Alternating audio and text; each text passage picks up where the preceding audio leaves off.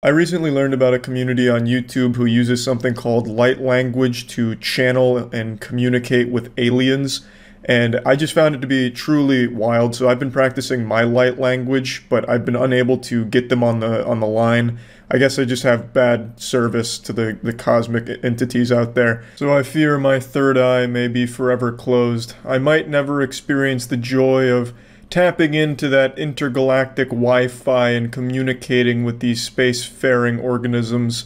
However, not all is lost. I found a great YouTube channel called Skylife that actually did a really interesting video on it where she met with and interviewed an individual who claims to be able to communicate with aliens. I guess more accurately, she's able to allow alien communication through her as like a vessel, kind of like in SpongeBob when they have the magic conch. Like, she is the human magic conch for the 5G extraterrestrials out there. Now, this should go without saying, but I'm going to say it anyway in my own version of light language. Do not go harass anyone in this video. Don't be a fucking douchebag. No matter how you feel about alien channeling or communication or anything like that, just don't be a fucking asshole. One thing that I've learned about recently, I haven't watched this video, but there is I think she's a YouTuber who talks to aliens. And it's kind of similar to the Kundalini. She's able to tap into the alien hierarchy and speak their language to us. If I weren't experiencing this reality, it would seem insane to me. You believe you're an alien? Definitely. I can open up a portal, speak your own version of light language as well. See, like, I feel like aliens communicate with just orgasms. Because every time there's an alien channeler, they're just constantly busting. Activation vibration. Do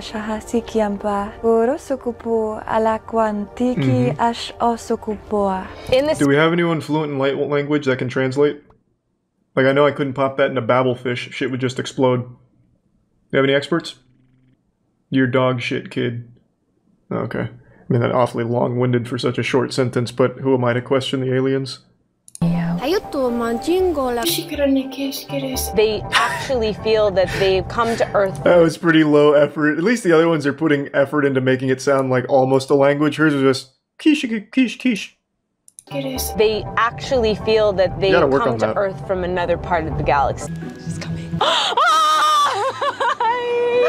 Quiche, mama, quiche, quiche. For like 2 years. Welcome. I've been feeling you like you've been coming through the realms recently. What does that mean, coming through the realms? Like you've been appearing in different realities, your name.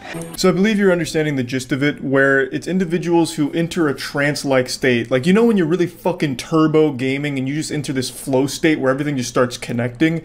They enter that zone and then start speaking light language, which is their way of communicating with aliens, I believe, at least to my understanding.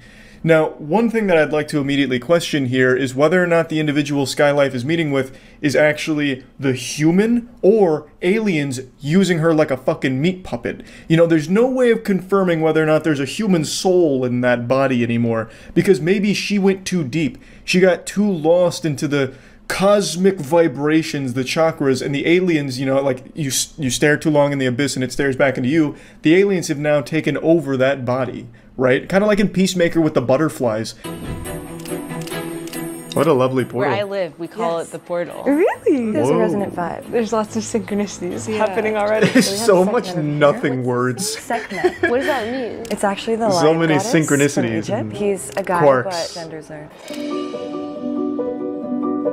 There's different crystals actually aligned I saw a bottle throughout of the brain place, all juice. set with intention to like hold a specific frequency so that you feel good, so that you feel nourished, so that you feel loved. That's my favorite frequency. Is that FM or AM? Can we talk about this beautiful altar over Yes, Yeah, she likes we have a Shungite bunch of and shit, different which is things cool. That are energetically represented. Rest in peace, any and, like, Wi-Fi symbolic signals trying to of penetrate certain here. frequencies to invoke thing though. I haven't eaten meat in 11 years, actually, until I just did ayahuasca 2 weeks ago. And I had What's this whole that? thing come through where it was like, I partly identify with the fact that I've been vegan, that I haven't eaten meat for over 11 years, and I'm like, I need to dissolve that ego. I want to sit down and really Yes. dive into all of this. Let's do it. So let's go back to... I like to imagine that situation. Fuck, I've been vegan for 11 years. I'm becoming too self-centered. Fucking starts blasting chicken nuggets and chicken wings. Alright, good. Now I'm humbled again. Back to being vegan. This story here really confused me. It was like veganism tenet. Like, I don't really know what she was trying to say. So I looked up ayahuasca because I'd never heard of that before. And it's apparently a plant-based psychedelic. So she basically had a trip and then was like, damn, I partly identify as being vegan. Which would make sense, right? Like, if you made the choice to be vegan, you should fully identify as being vegan. So why is it partly? And why is she looking at it as a negative thing? Perhaps this was like one of those weird out-of-body experiences. Like when Doctor Strange blasts fucking Spider-Man's soul out of his body and Tom Holland is like floating outside and he's like, damn. She must have had that happen. Like the ayahuasca just split soul from vessel. And she was like, shit, that's a vegan. And then what? Like, I don't know if because she said she didn't eat meat for 11 years until she did ayahuasca, so I'm assuming when she did, she started just fucking pounding meat, like gluttonous, grabbing pork, duck, veal, lamb, you know, all kinds of shit. Like, that's the impression I got. Like, she was a vegan for 11 years until ayahuasca, where she had this epiphany where it's like, gee willikers, I guess I was vegan. Time to dissolve that for some reason. And it might be my fault because I'm not fluent in light language, so I have a hard time wrapping my head around a concept this big brain, this galaxy brain. Like, in the cosmic scale of intelligence, I'm still down here at like the primordial ooze, and she's somewhere towards like a level 3, like a type 3 civilization intelligence, I think. Because I couldn't even spell ayahuasca. I thought ayahuasca was like a small town somewhere in the Midwest. I didn't know it was a psychedelic or anything. And when I was Googling it, I had to spell it like 20 different ways before I finally found the correct spelling for the plant-based psychedelic. So really, it's probably just my lack of understanding because my brain isn't like truly opened. I'm not using 150% of all my neurons. What's it called? A hand drum? A hand pan, but it's a space drum. It is a UFO. It's actually a spaceship. In your lab. It's a cosmic instrument. Sound frequencies that are like cosmic binary beat sound frequencies that register to certain parts of your brain and activate certain awarenesses and consciousness. It's like the secret space program instruments. Feel. Same thing as light language. I don't understand. Unlocking our memories from our spacefaring days. How do I do it? It's kind of like I'd love to talk to some aliens, please. Container to where you feel comfortable. Say what's up. If you feel called, to allow your soul they have to Fortnite speak your out own there? version of light language as well. And as I was meditating, these 3 light beings appeared on each side of my bed, like kind of what you would think an alien would look like, where they were really tall, their heads were different shapes, and their arms and their legs were more lengthy, and they had maybe about 3 or 4 fingers I couldn't so like fully see, but they weren't You communicated with a they Ninja were Turtle. Emanations of light. I woke up you were awake. I was awake. Imagine I was not sleeping. Mikey's just communicating with her. Lifted Like, I just need a my pizza. light body so I could see it. Almost. I started thinking about Arcturians. Arcturians. Oh, what are yeah. Arcturians? So the name Arcturians just... Real quick, just to connect everything here, this is so serendipitous she decided to bring this up. I mean, maybe we are vibrating on the same frequencies thanks to this portal. The SSP, Secret Space Program, that's very big in Arcturians. So the Arcturians, they're a spacefaring lizard race, and they can also have shape-shifting abilities as well as vampirism. I think they can also be werewolves as well. So really, it all kind of blends together. So she might be speaking the truth. She could be a Secret Space Program member. Yeah, I'm sure all of you that accept the truth of our universe are very familiar with the Arcturians. Very cunning, very intelligent beings out there. In Mass Effect, I'm sure they were somewhere in the Citadel as well. They're something that always gets brought up in pretty much every single conspiracy theory, that at least ones that involve space. I don't exactly understand why, but somehow Arcturians just always find their way into these communities. Fully relaxing your nervous system. Can we move the cat? It's gonna get caught in the crossfire beams.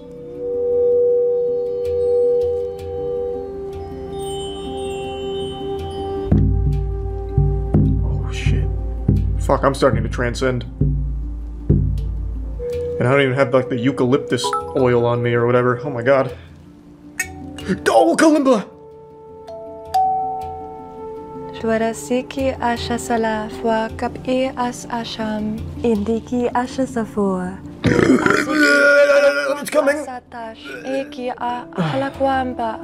It still. Which is natural and normal, and that's a part of the fun, where it's like, we forget so that we can remember. My fear is that I'm just gonna make things up. At first it may feel like that, but you have to give yourself permission, because that's still the ego doubting. It's like I'm gonna the be exact speaking to opposite, you I would as think. well. It'll be a conversation. So from what I can tell here, the ritual, the sacred ceremony to start summoning the aliens here to our dimension consists of just laying down while having obscure instruments being played over top of you, I guess, to align your vibrational, you know, frequency with the correct space frequency or something.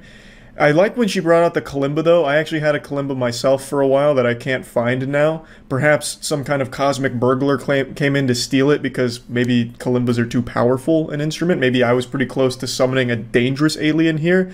But I had this kalimba and I could play the Teriyaki Boys on it from Fast and Furious Tokyo Drift. The dun dun dun dun dun dun dun dun dun dun dun dun. Yeah, I'm sure you know what I'm talking about. So I was a little disappointed to see that she didn't break out into that solo there and get that pumping, because that probably would have summoned some fucking badass aliens. Like, the aliens would have come in and start talking about, like, fucking horsepower, diesel, suspension, shocks, and carburetors. They probably wouldn't have even summoned an alien, and they just probably would have brought in Dominic Toretto or something. I also really like that line, "We forget so that we can remember." That's basically just a Mudvayne song, "Forget to Remember." So maybe they're summoning the spirit of Mudvayne, I guess, trying to get that band back together. Okay, so like bring your energy into our hands and let's activate that was the profound. energy. And so we're just gonna Speak be it. kind of moving the torso. Come on, let's go. Oh, she's falling into the galactic stream of vibrations. The chakras. Oh, fuck! It's a close encounter with the third kind! Be careful! It's too much energy! So you're gonna go turn into Dr. Manhattan!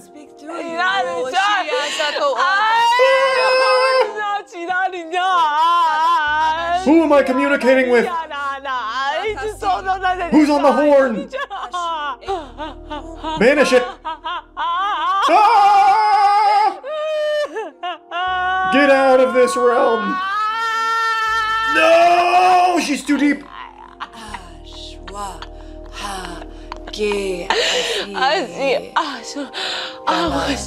Alright, we're coming down. Fuck, that was close. She was tapped into the mainframe.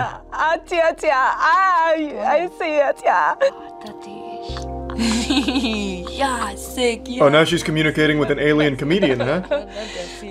What's he saying? Good Lord. Jesus! Let her go! Oh God, no! Jesus, have some class! These fucking cosmic beings! Stop it!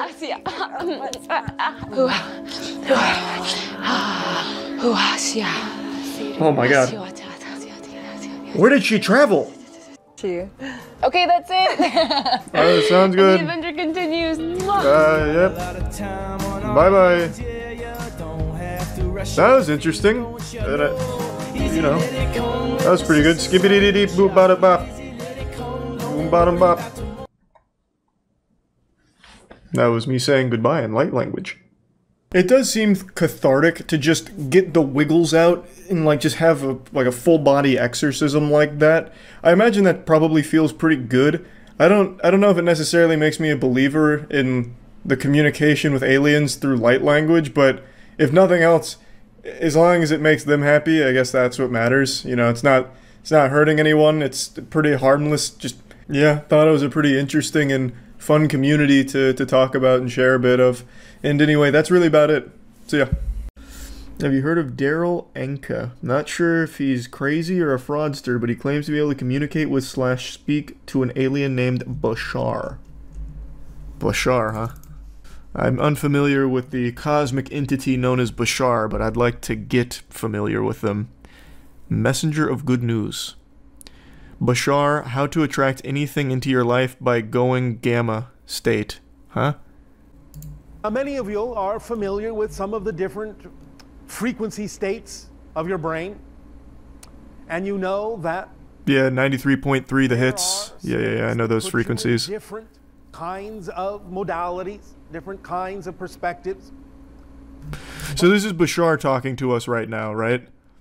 I'm guessing. He's in his channeling stance. He's got like the TN tri-beam going with his hand, so I'm assuming this is the alien Bashar speaking to us through Daryl. Many of you are also not familiar with the idea called the gamma state, which is between... Did he just fart? Was that Bashar or Daryl that tooted? Which is between 40 and 100 cycles Man, just shot himself. In your brain. Cosmically. Quantumly. In the typical channeling state. And this particular vibration allows you to experience in the neurological net of your brain more cohesiveness, more acceleration, more connection, more synchronization. A lot of good buzzwords here, While Bashar. also simultaneously allowing certain neural pathways to actually close down.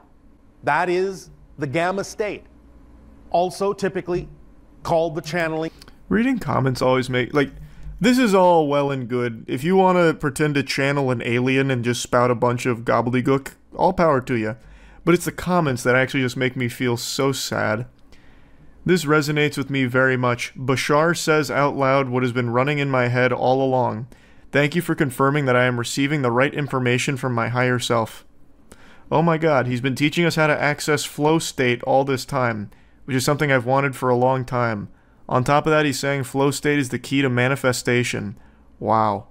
It's like he's saying to a kid the key to life is to eat cake. Lots and lots of cake. Perhaps maybe I just don't understand the gamma state. Maybe I need to lock into flow state and then I'll be able to dunk on a 10-foot hoop. Perhaps I'm not being receptive to the wisdom of Bashar, the cosmic being. Wait, Danica Patrick has a YouTube channel? And she interviewed Daryl and Bashar? What in the world? What in the world? Bashar predicts humanity's coming great shift in 2024. Prepare yourself now. Bashar Sedana workshop. Oh my god, he goes in front of a class? Hi everyone. Hi. Hey. Someone who's lost in the song, an actor who becomes the part, in essence, is in a channeling state.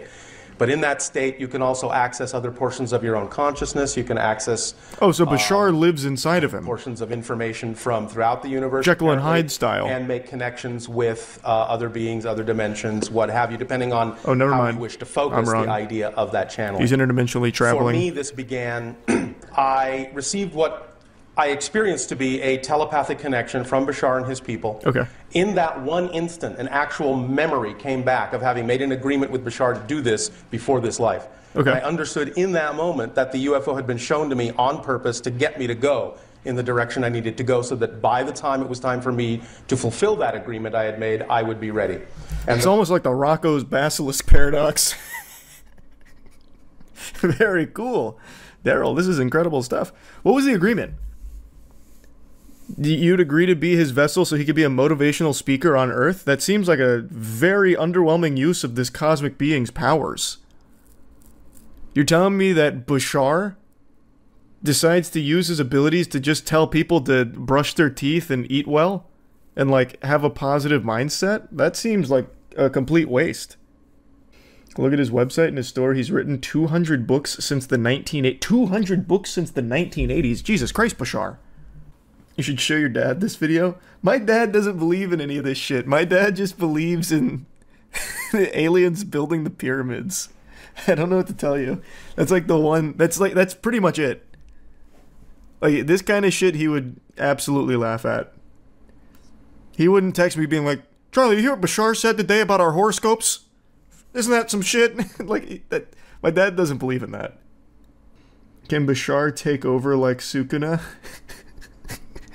I don't think so. I think so. He was describing the channeling state. I think he needs to get into the zone. And if he's not in the zone, I don't think Bashar has like a door to get there. I don't think the alien planet is sending their best. Yeah, maybe Bashar is kind of like a dweeb on his home world. But to us, well, not to us. To Daryl, he's super cool. Bashar is really another entity, or whether it's a portion of my own consciousness or whatever, Oh. The altered state is real. The information seems to have the ability to help people do what they need to do to make the kind of changes they need to make in their lives. And for that reason, I figured that's reason enough to go ahead and see where this goes. I didn't expect that. He's like, oh, so it could be an alien, an interdimensional being, or it could just be some part of my subconscious while I'm conscious. No, I like the channeling community. There was another channeler I used to watch frequently.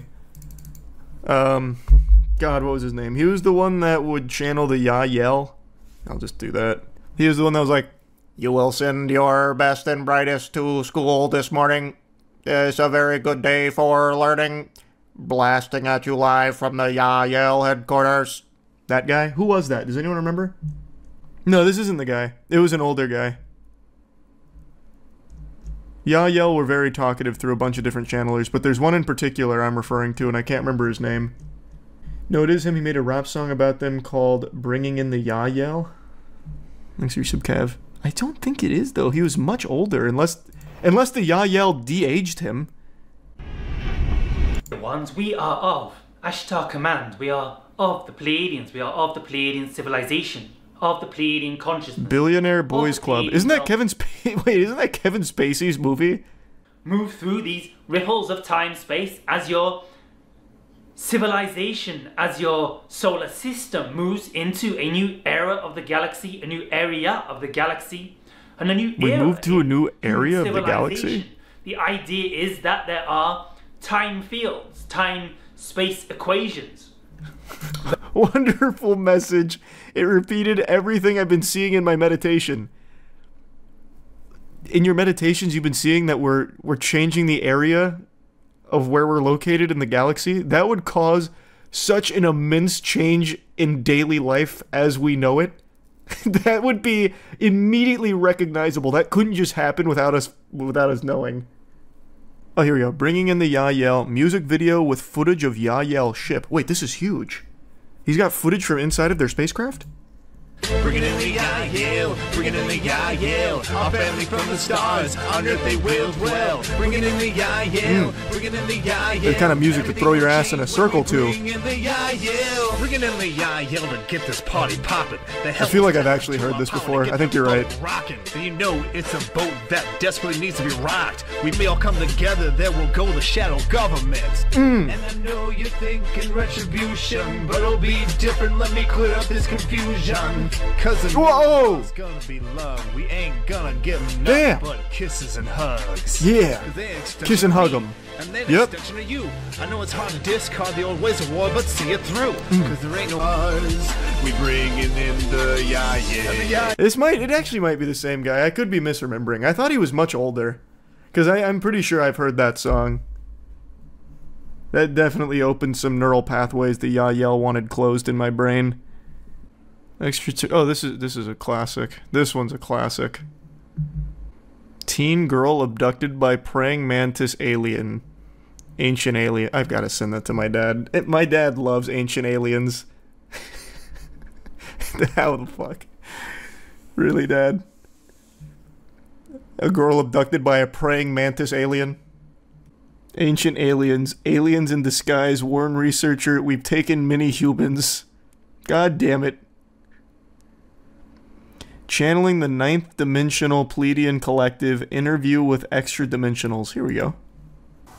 Ah, yes. Hello, dear. This is the ninth dimensional Pleiadian collective, and it is a pleasure and an honor to have the opportunity to connect with you. So, nice to meet you. In a short time today, we think we're going to cover a pretty lengthy or a pretty substantial amount of ground. So we're very, very excited. So thank you for the opportunity to connect.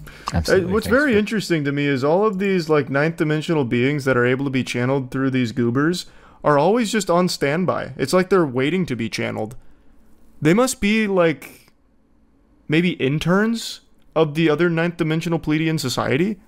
Like they just have to sit around like fucking phone operators waiting for some human to channel them. That sounds like so boring. Yeah, just actually channeling a call center.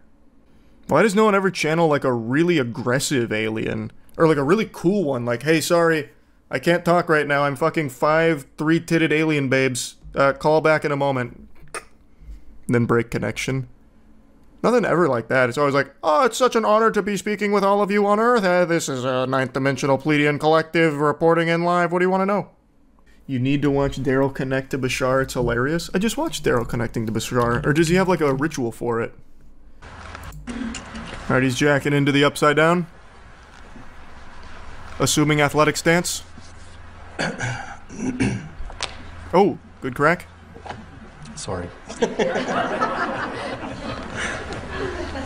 No apologies. Do what you need to do to get the aliens on the horn.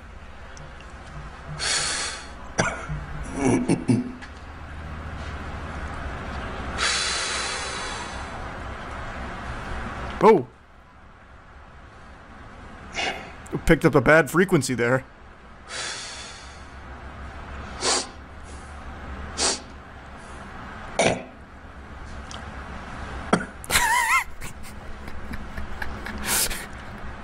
Oh shit! We're losing him! He's going too deep! Bashar, let this man go! Where's the holy water?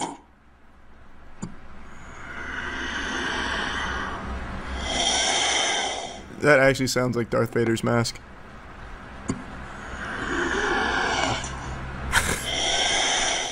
Holy shit. What cool noises. Now, if he actually starts levitating, then I'll be impressed.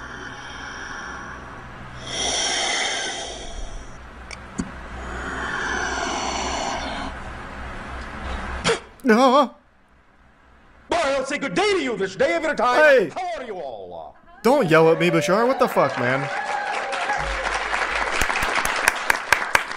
All right, I will take that as an okay. Does he have an accent? First of all, we would like to thank each and every one of you individually, and all of you together collectively. I love how he put on an accent for Bashar this time, but then later on he got rid of it. He's like, I don't want to do that anymore. Bashar just lost his accent, his dialect. He outgrew. The old yell guy you were thinking of is Sean Swanson. Is it? Hey, it's my boy. I think this is him, right? Yeah.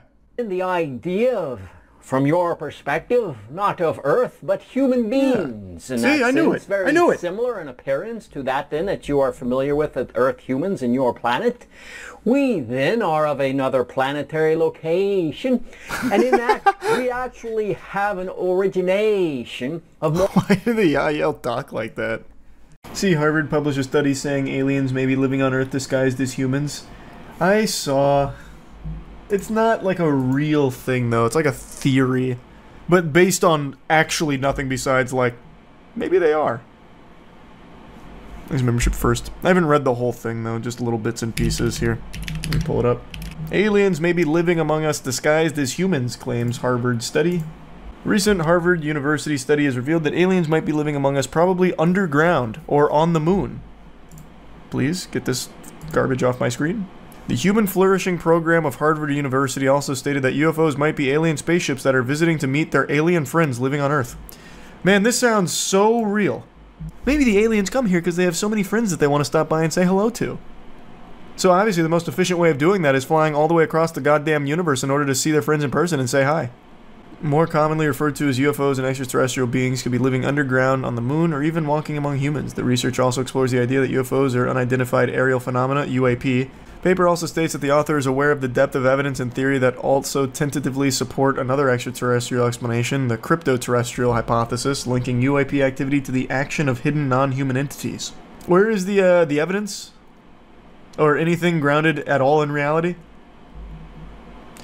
This theory claims that aliens might have traveled from the moon or other places to visit the Earth and hidden themselves among us. They traveled from the moon to Earth. Brother, that's like a walk in the scale of the cosmos. We would have seen them do that. Magical cryptoterrestrials. These beings are like earthbound angels having magical rather than technological relationships with humans, like folklore creatures like fairies and elves. Isn't Harvard supposed to be prestigious? Is this in the paper? Or are they just going over all kinds of potential theories? Fairies and elves? The primary weakness of the theory is its perceived oddity. especially for those accustomed to conventional scientific explanations. You mean logic? The primary weakness. As if there's any strengths to it. Other than, like, I want to believe in this, so maybe it's possible. The researchers admitted that their research was likely to be regarded as skeptically by most scientists, but it urged the community to consider their claim in a spirit of epistemic humility and openness. What fucking research? Scrolling through Tumblr? Like, what? Where's the actual paper? All right, I'm reading the actual paper now. This is ridiculous. Now I've got to see. I did not want to bother reading this paper, but whatever. Oh, here we go. From the Human Flourishing Program. What is this? Okay, let's start here. What is the Harvard Human Flourishing Program? That sounds like MK Ultra, except you're brainwashing college kids into being fucking idiots. The Human Flourishing Program, Harvard University. It's integrating knowledge across disciplines. Knowledge, huh? Fairies and elves. Founded in 2016, the Human Flourishing Program at Harvard aims to study and promote human flourishing. I love that. Please define human flourishing. What does that mean? Like, I'm flourishing by opening magic cards because it fills me with a sense of satisfaction. Would that classify as human flourishing? And to develop systematic approaches to the synthesis of knowledge across disciplines. This is just an absolute nothing statement. That's just buzzword for buzzword's sake. Many topics that are fundamental to human well-being, such as happiness itself, virtue, religious community, meaning, and purpose, have traditionally been viewed as principally falling within the purview of the humanities, often of philosophy or theology. However, robust empirical research literature of these topics is now developed from sociology, political science, economics, education, psychology, medicine, public health, and other empirical sciences. The program's research contributes to the broad question of how knowledge from the quantitative social sciences can be integrated with that of the humanities and questions of human flourishing and how best to carry out the synthesis of knowledge across disciplines. Hopes to bring greater unity to empirical social sciences and humanities. This actually told me nothing. You told me nothing with this. I came into this not knowing what this Human Flourishing Program aimed to do and how, and I'm leaving not knowing what it aims to do or how. Our research. Promotion of flourishing. It sounds like a cult. Promotion of flourishing. The Promotion of Flourishing project seeks to develop and evaluate properties of new measures of human flourishing, drawing upon happiness and life satisfaction, mental and physical health, meaning and purpose, character, virtue, and close social relationships. Alright, so this is the Human Flourishing Program. Your guess is as good as mine. Now, back up. What the fuck do aliens have to do with human flourishing? Magical fairies and elves? How does that fall into this department? The crypto-terrestrial hypothesis, a case for scientific openness to a concealed earthly explanation for unidentified anomalous phenomena. Thank you. Yeah, this is the one.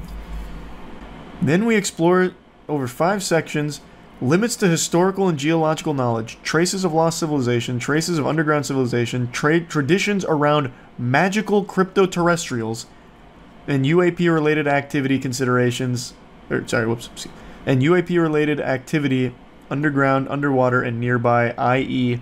the moon. We conclude by noting that across these various considerations are actually 4 distinct CTH, whose merits we briefly consider. We recognize these CTHs may rightly be regarded skeptically by most scientists, but argue they nevertheless should not be ruled out and deserve consideration in a spirit of... yeah. But, okay, let me see. There better be some fucking banger evidence. Show me some evidence about the magical fairies being aliens or whatever. It's all just complete fucking speculation, based on nothing. The ideas canvassed thus far, while not generally accepted by contemporary natural science paradigms, nevertheless still fit somewhat within their rough boundaries. Aliens on the ocean floor or subterranean hominids would be highly surprising, but not genuinely metaphysically revisionary in any strong sense, and essentially just involve extrapolating from activities in which we humans already undeniably engage, from flying spacecraft to living in caves. What? This is nothing. It's just straight up nothing. We can't rule out the possibility that there are some magical crypto-terrestrials on the ocean floor. I mean, I fucking guess. I guess. Just like we can't rule out the possibility I shit my pants in the next 5 minutes. Like, it's super possible. Like, I could. I don't think I will. Like, I'm very confident I won't. But I guess we can't fully rule it out. It's just a statement that means nothing. Oh my god. Future human time travelers was just dropped in here with a source there. We're talking about fucking John Teeter again? Fucking time travelers and interdimensional beings? Is there warp drives in the paper? You know what? I'm gonna control F warp drive. No. No warp drives, but there are Russian warplanes engaged with UFOs. Oh god, if warp drives came up, I would have blown a gasket. There, I'm not gonna just keep fishing through this. How odd. How odd. This dude's paper seems like it's his D&D campaign notes. So fucking true. Yeah. We need a deeper dive. A red thread. On that one Harvard paper.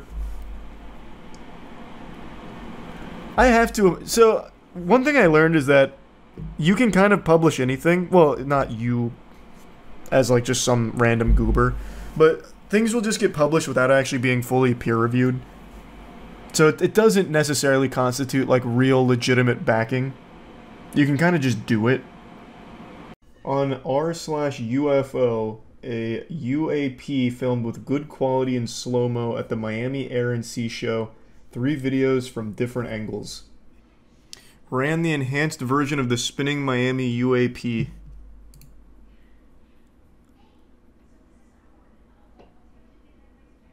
What the fuck did... This? Bro, if that is an alien spacecraft, they have got to be the most dizzy species in the galaxy. Holy shit, if that's how they like traverse the cosmos. It's like a laundry machine, like a washer. It looks more like a big hat being taken away by a strong gust of wind. That's a frisbee in slow-mo. No, it more looks like it's something like a septic tank or something that fell out of an airplane and they reversed the footage. So after it hit the water, they just reversed the footage and they just have it tumbling. Like that, I feel like I'm just watching something in reverse like that. My theory on why a super advanced extraterrestrial species might have become interested in nuclear materials in the 1940s. What? If they can visit our planet, surely they wouldn't care about nuclear materials. They would have literally cracked faster than light travel to get here. Why would they care about nuclear material? I just want to see this UAP again. If this case is genuine, after watching the film, I'm 90% convinced that there is no other plausible explanation, and perhaps abductions claims are also true. From this? Bro, if this is accurate, if there are tiny little aliens in there, I no longer have anything to fear from them. Because they will not even be able to... They'll be walking around like they're fucking drunk. If this is how they travel. Literally blasting against the sides of a small metallic object. They're just getting pinballed in there. You don't know how they work? True, I guess they could be like gyroscopic. Everything's tumbling around them, but they're perfectly still. In that case, why have everything tumble, though? Oh, even they're making fun of it. Okay, so maybe they don't actually believe it. That might be sarcasm. I didn't think it was a bird until I saw this filtered video. The white looks like wings flapping up and down to me, with reverse colors due to one of the filters.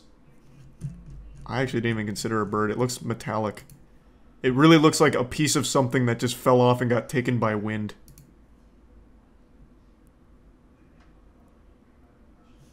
I think he's absolutely right, though. Hold on. Looking at it again, it does look like these are wings. Yep, that might just actually be a bird. Analysis here. What in the fuck is...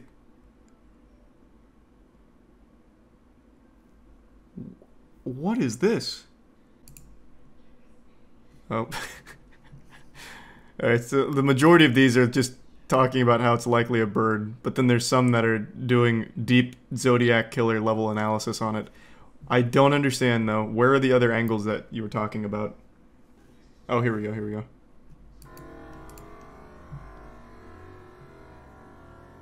What the fuck?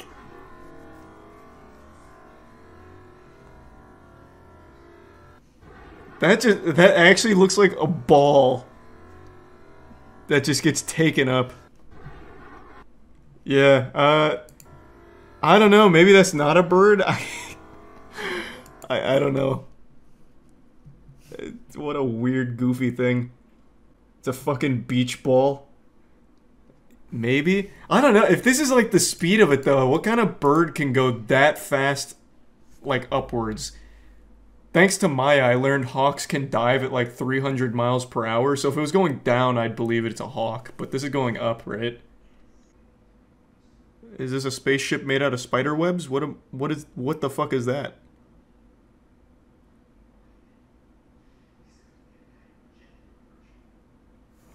Okay, so this is clearly not the same event. It looks like a badminton shuttlecock. So this isn't even the same event, and it's still here. I'm on Glenstone in Springfield, Missouri. That is a cube spinning on an axis. Flickering. It's got lights around it. A cube? Middle of the day. What?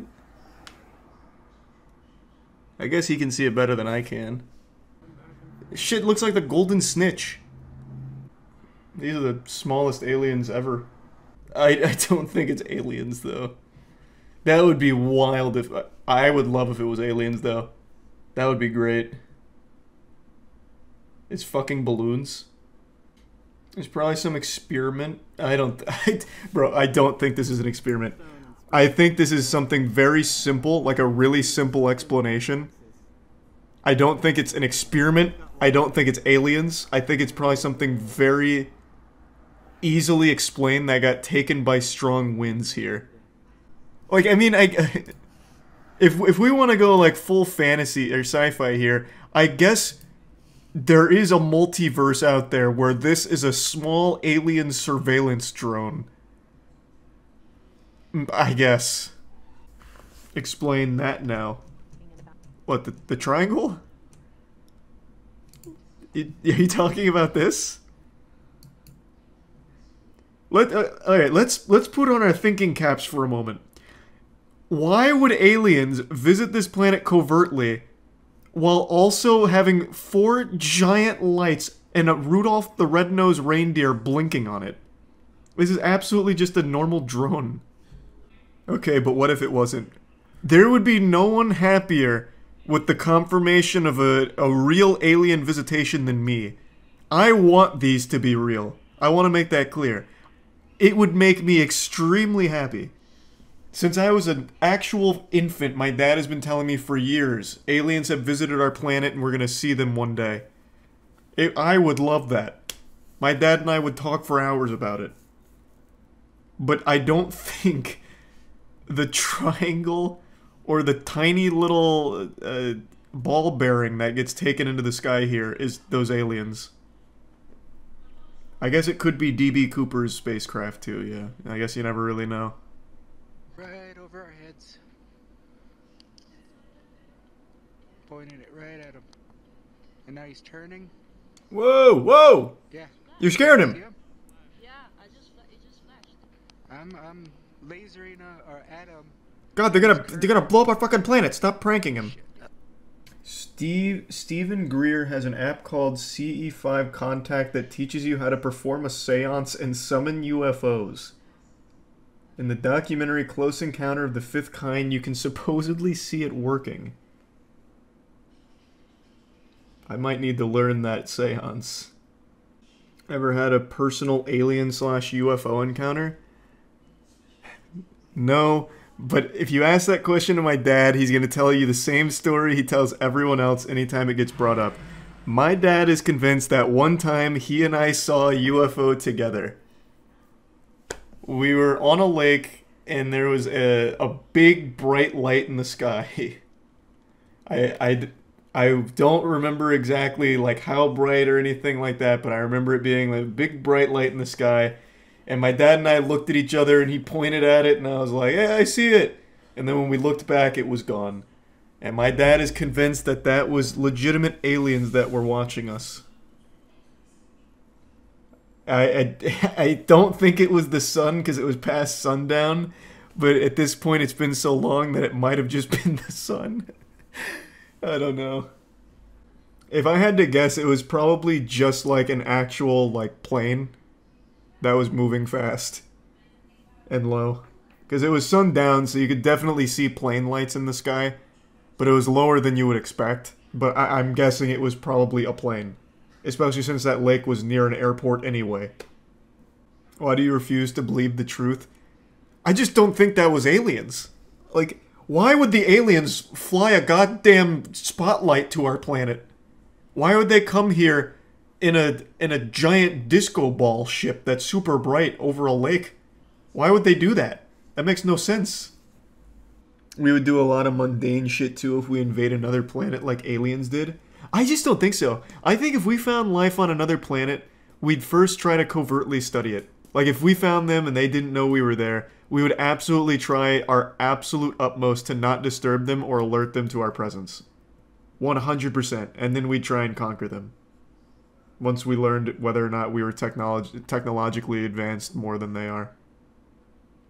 Like, it wouldn't make any sense to immediately go to the planet and try and host like a rave.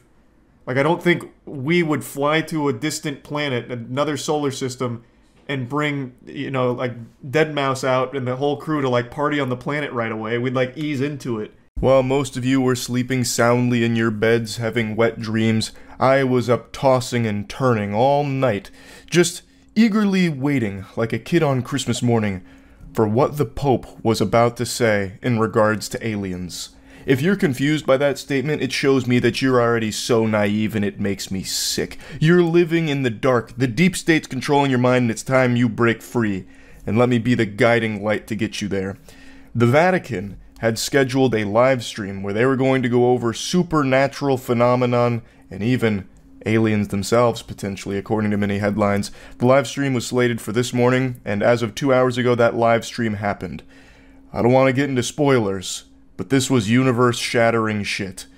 Let me first lay down the groundwork for the lore about what the live stream was supposed to pertain to, then I'll give you the debriefing on what happened. Here the Pope is going to be holding a live press conference tomorrow to talk about aliens. We live in the golden age of aliens right now. The Pope is talking about aliens?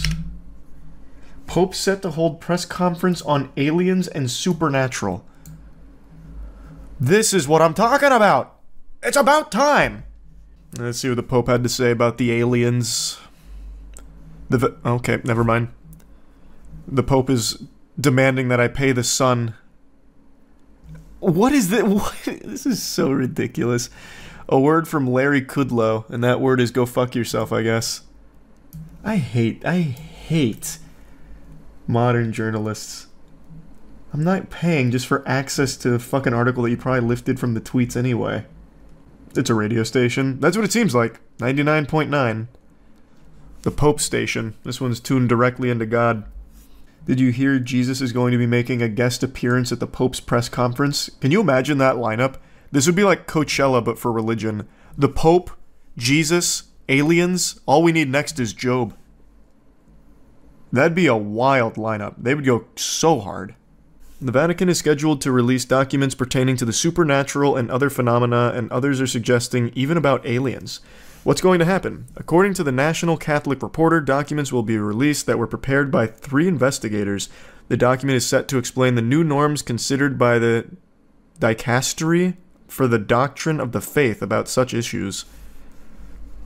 They have 3 Vatican investigators? Who are they? Is it like Russell Crowe from The Exorcist? Was that more of like a documentary than anything? What is this? The dicastery for the doctrine of faith.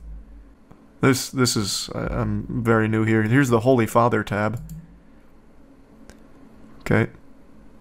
The last time a report like this was released was in 1978. The Vatican has now prepared papers that share the Pope and the Church's guidelines when it comes to things like apparitions and supernatural phenomena. Social media sites, blogs, and others interested in the discovery of the possibility of the existence of aliens and the proof thereof have been buzzing on different platforms, speculating about what will be put forth in the papers.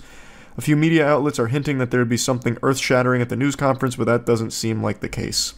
Tomorrow's press conference will be live-streamed, and the press conference will be led by Cardinal Victor Manuel Fernandez, who will speak about the Church's view on various items like apparitions and supernatural phenomena. In addition, the doctrine does comment on the Church's view about faith concerning aliens. Why? It's an easy explanation. According to the National Catholic Reporter, it is being done so after a surge in reporting of aliens and supernatural phenomena from the mainstream media. Okay, so this just sounds like they're going to say, like, yeah, if there are aliens, they're, like, totally Catholic. Like, we're, like, completely fine with that.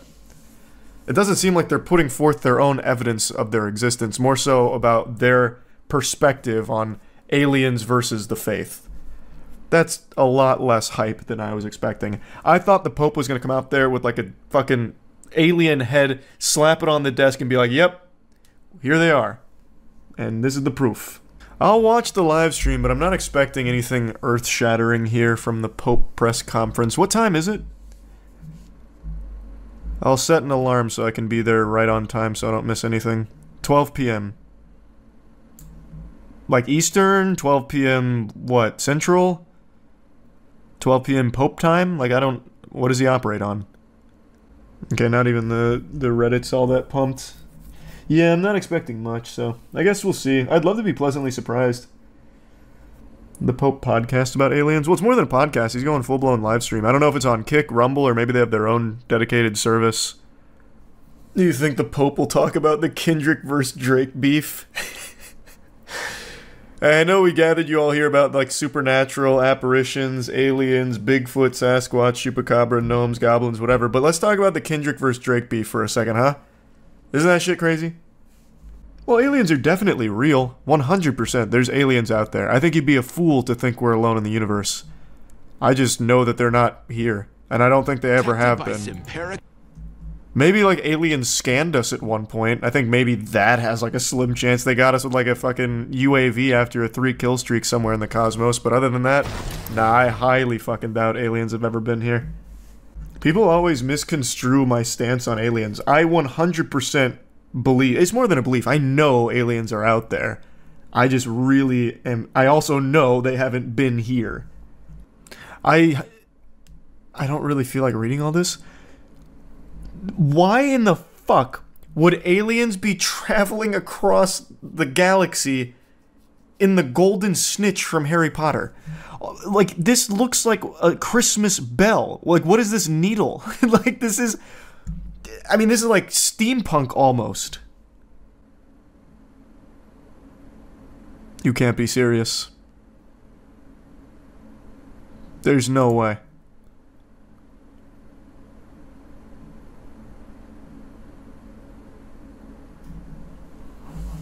Well, can't argue with that.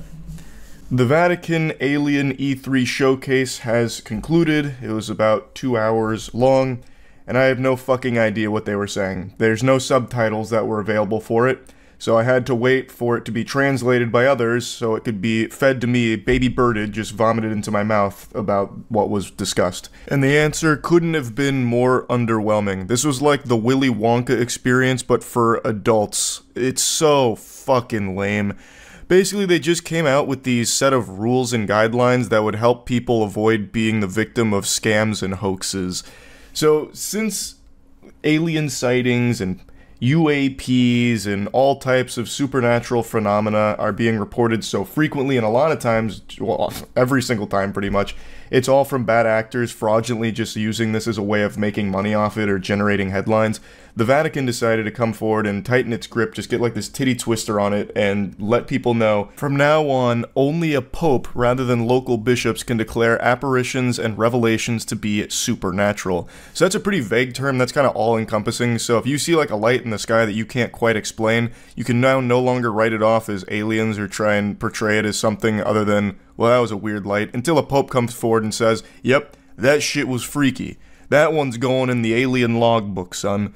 So, from now on, only a pope has the power to declare something as supernatural.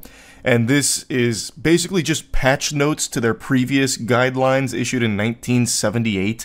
And the reason they did this is to crack down on people falling victim to bullshit baloney. So, as mentioned here, some cases of supernatural phenomena were exploited for profit, power, and personal interest, or even a pretext for exerting control over people or carrying out abuse. There's a quote here that says, "The possibility of believers being misled by an event that is attributed to a divine initiative but is merely the product of someone's imagination, desire for novelty, tendency to fabricate falsehoods, or inclination towards lying." So overall, this press conference was about announcing these new rules which aim to streamline the process of declaring something truly supernatural, so that way people can avoid being scammed as frequently as they have been. So for everyone like me who wanted this press conference to have like eye-opening new information about aliens or anything supernatural, we were left high and dry, dick in hand, with nothing to eat here.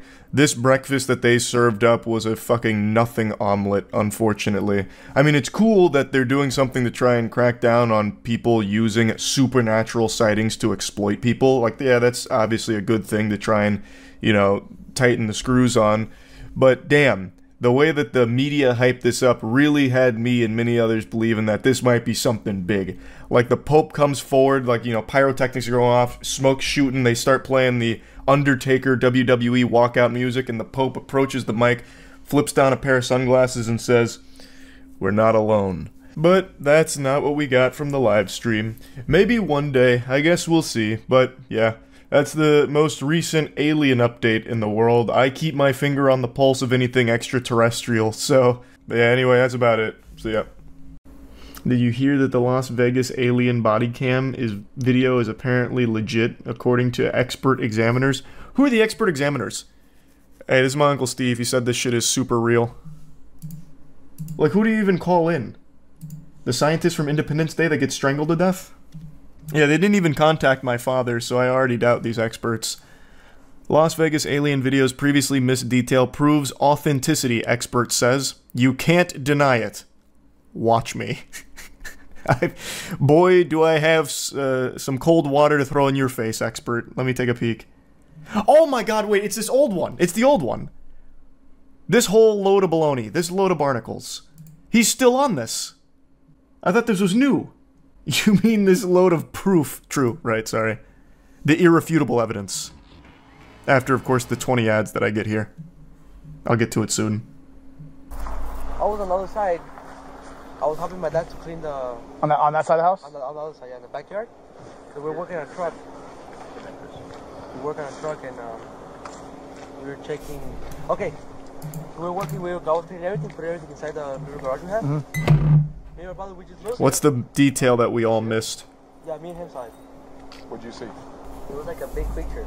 A big creature? Yeah, like around 10 feet tall. I'm not going to BS you guys. One of my partners said they saw something fall out of the sky too, so that's why I'm kind of curious. Can we go that side? I want to spend yeah, we can go look. No, any dogs or anything? Is there something over there? Was that the missing detail? What's? Oh my god, what is this format? I paused the video and then there's like 7 videos just surrounding it. I just wanted to rewind. Not gonna let me sleep tonight. Oh yeah, I bet. I wouldn't be sleeping either.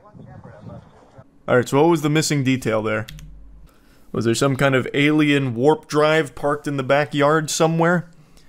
Just scooted in sideways? When a Las Vegas family told police they saw something not human in their backyard, they were not lying. A veteran crime scene recreation expert said. Scott Roeder of Evidence Room Animation and Exhibits used his expertise and motion tracking software to analyze the video of a purported UFO crash landing in Sin City in April 2023.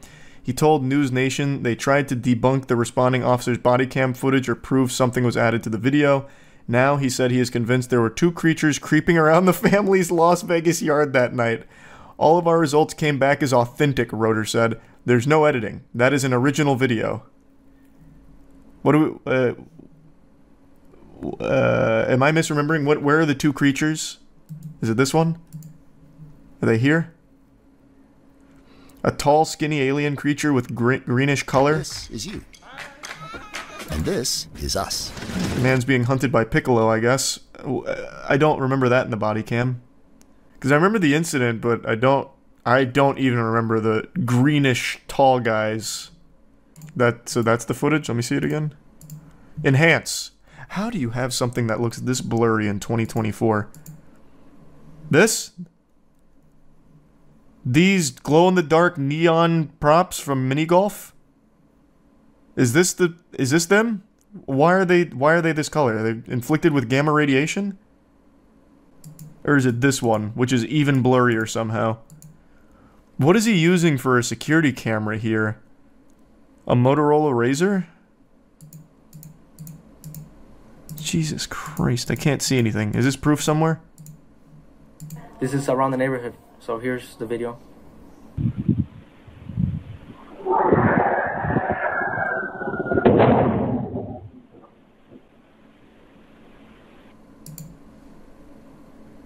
So it's the audio. Why would it do that? I guess if it was really mad if they crash landed, like, fuck! And then he kicks a trash can. ¡Ay! ¡Permisor! Calmungarela, me canceles var eso. Cáelo, cherro, que chidica. Cáelo, cherro. Are they in the sand? Did they bury underneath?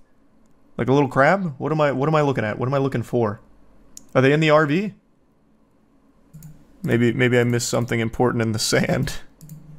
Hold on, what does he say about it? But Metro...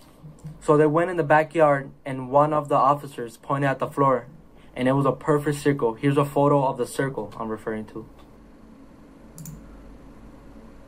Who gives a fuck? And that is the furthest thing from a perfect circle I've ever seen. That's very oblong. That's like edamame shaped.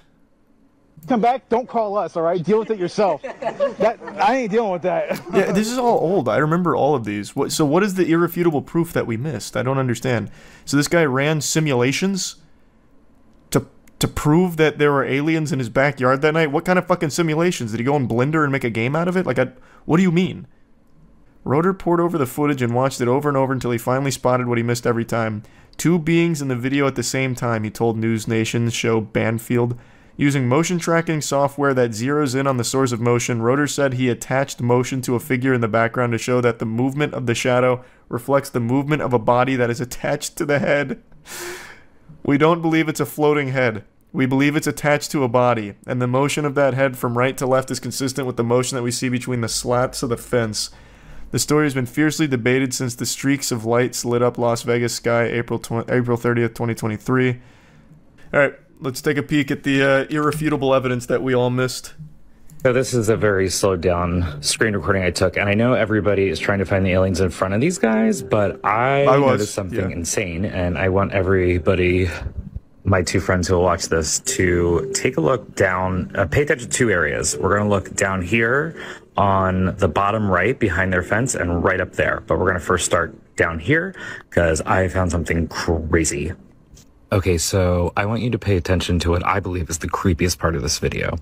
And I'm going to point out two things you need to pay attention to right here, which is the head. And if you look really close, there's actually a shiny black eye. It's that alien that pops out of that dude's chest in Total Recall. He's here. Hand. That, I believe, is some creature, non-human, crouching down. And that was its eye I just pointed at. And I want you to pay attention to what appear to be fingers running up the fence, as if it's kneeling down or something and peering out. And then there you go. See the fingers? And I think I go back and forth a couple times here, but it looks to me like... Yeah, it's massaging the wood. There's a little other, or a big creature looking through the fence on the bottom there, crouched down. Whoa, this is irrefutable. And then there's the fingers going right up. How did we miss it? Down, up and down. Just looks like almost a human hand crawling up the fence. And at the very beginning you see... You get it. Well, now I feel like a damn fool after seeing really this. What's interesting about this is... I'm assuming this isn't what Scott Roeder is saying is, like, irrefutable, completely authentic. Because apparently this guy's some kind of expert, and I don't think that would be the video. Because that is the stupidest shit I've seen in a minute. So where is Scott Roeder's video? to another episode of Surviving the Survivor. It is a fact that one man could not have made those 3 shots. It's a fact that John F. Kennedy was shot from the front, right, not the back. If you know how bullets react, you know that when a bullet goes into the brain or into the body or into the tissue, it creates a smaller hole on the entrance and a bigger. What does that have to do with the aliens? Is he claiming aliens helped assassinate John F. Kennedy? I really want to believe that that's the angle he's taking. I'm going to rewind briefly. We are so off course now, but I have to know if he's blaming that on aliens. All right, Scott. Let me jump in 1 second. So, Scott, is your claim? And I don't want to stay on this because I really we're delivering UFOs. It's a ridiculous argument. I mean, you got to come to me more with Scott. Do you believe there were 2 shooters? Is that what you're saying? Oh, okay. Damn, it's not about aliens. Fuck, that would have been amazing if he's like, listen. If you analyze the Zapruder film frame by frame, you're going to see 5 extraterrestrials touch down and blast them with a ray gun. It's right there. We used our motion tracking software to confirm it. Which I found initially, and I didn't even see or recognize the being or whatever it is above the fence. Then you're a damn fool. I recognized it right away. It was pointed out to me by a subscriber to a friend of mine's podcast. But once you see it, you can't deny it. So there's actually 2 beings in the video at the same time. Where is his video? Once you see it, you can't deny it. Well, show it to me so I can stop denying it. Where is it? This is like the most nothing fucking video of all time. Like, actually, it is like the most fucking nothing video to hyperanalyze. Oh, we talked... So here's good news for the alien enthusiasts. While there's still no evidence of aliens having visited us anytime recently, there is evidence from a Cambridge scientist who found the markers of life on an exoplanet, I think it was 50 light years from us. What was it, disulfur monoxide or something? And it's only found from life, I believe. Yeah, I think it was disulfur monoxide. I already fucking forgot. But whatever they found is only present in life. Only produced from life forms. So... that's big news. That's very hype. It was 140 light years? Oh, I thought it was 50. Whatever. That's still cool. We can take a video and look at whether or not there is an artificial artifact added to it or not. And in this case, Why are you having this alien teabag these gentlemen? What in the fuck does that prove? Can definitively say, to a degree of scientific certainty, that this entity, this thing in the video, is there in the physical reality in which the Kenmore family is also there. Like, this is so critical because you can clearly see through the slots in the fence that there is a leg motion moving from the right to the left side of the screen. And clearly it is behind there. It's just what you were able to determine, that this shadow being, or this being... Did he, like, boost the shadow? Because now I can see the shadow for the fucking first time. Let me go back to, like, an old one now. I can finally see that shadow that they're losing their mind about. So he must have really, like, bumped it up so it was more visible. In the shadows, possibly creating its own shadow, or smoky filter, or cloaking technique. Technique? You think this guy he's like participating in the Chunin exams? He's using ninjutsu?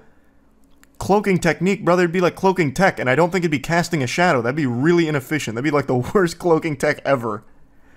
Turn yourself into like a new character in Super Smash Brothers you haven't unlocked yet. But cloaking itself from the camera itself, in that it's minimizing our ability to identify pixels inside of that shadow. I'm joined now by UFO Her face really says it all. I don't detect anything overt as a red flag that I would say that made me suspect that it was edited. I'm so curious. Why would it... Let's just assume he's 100% right.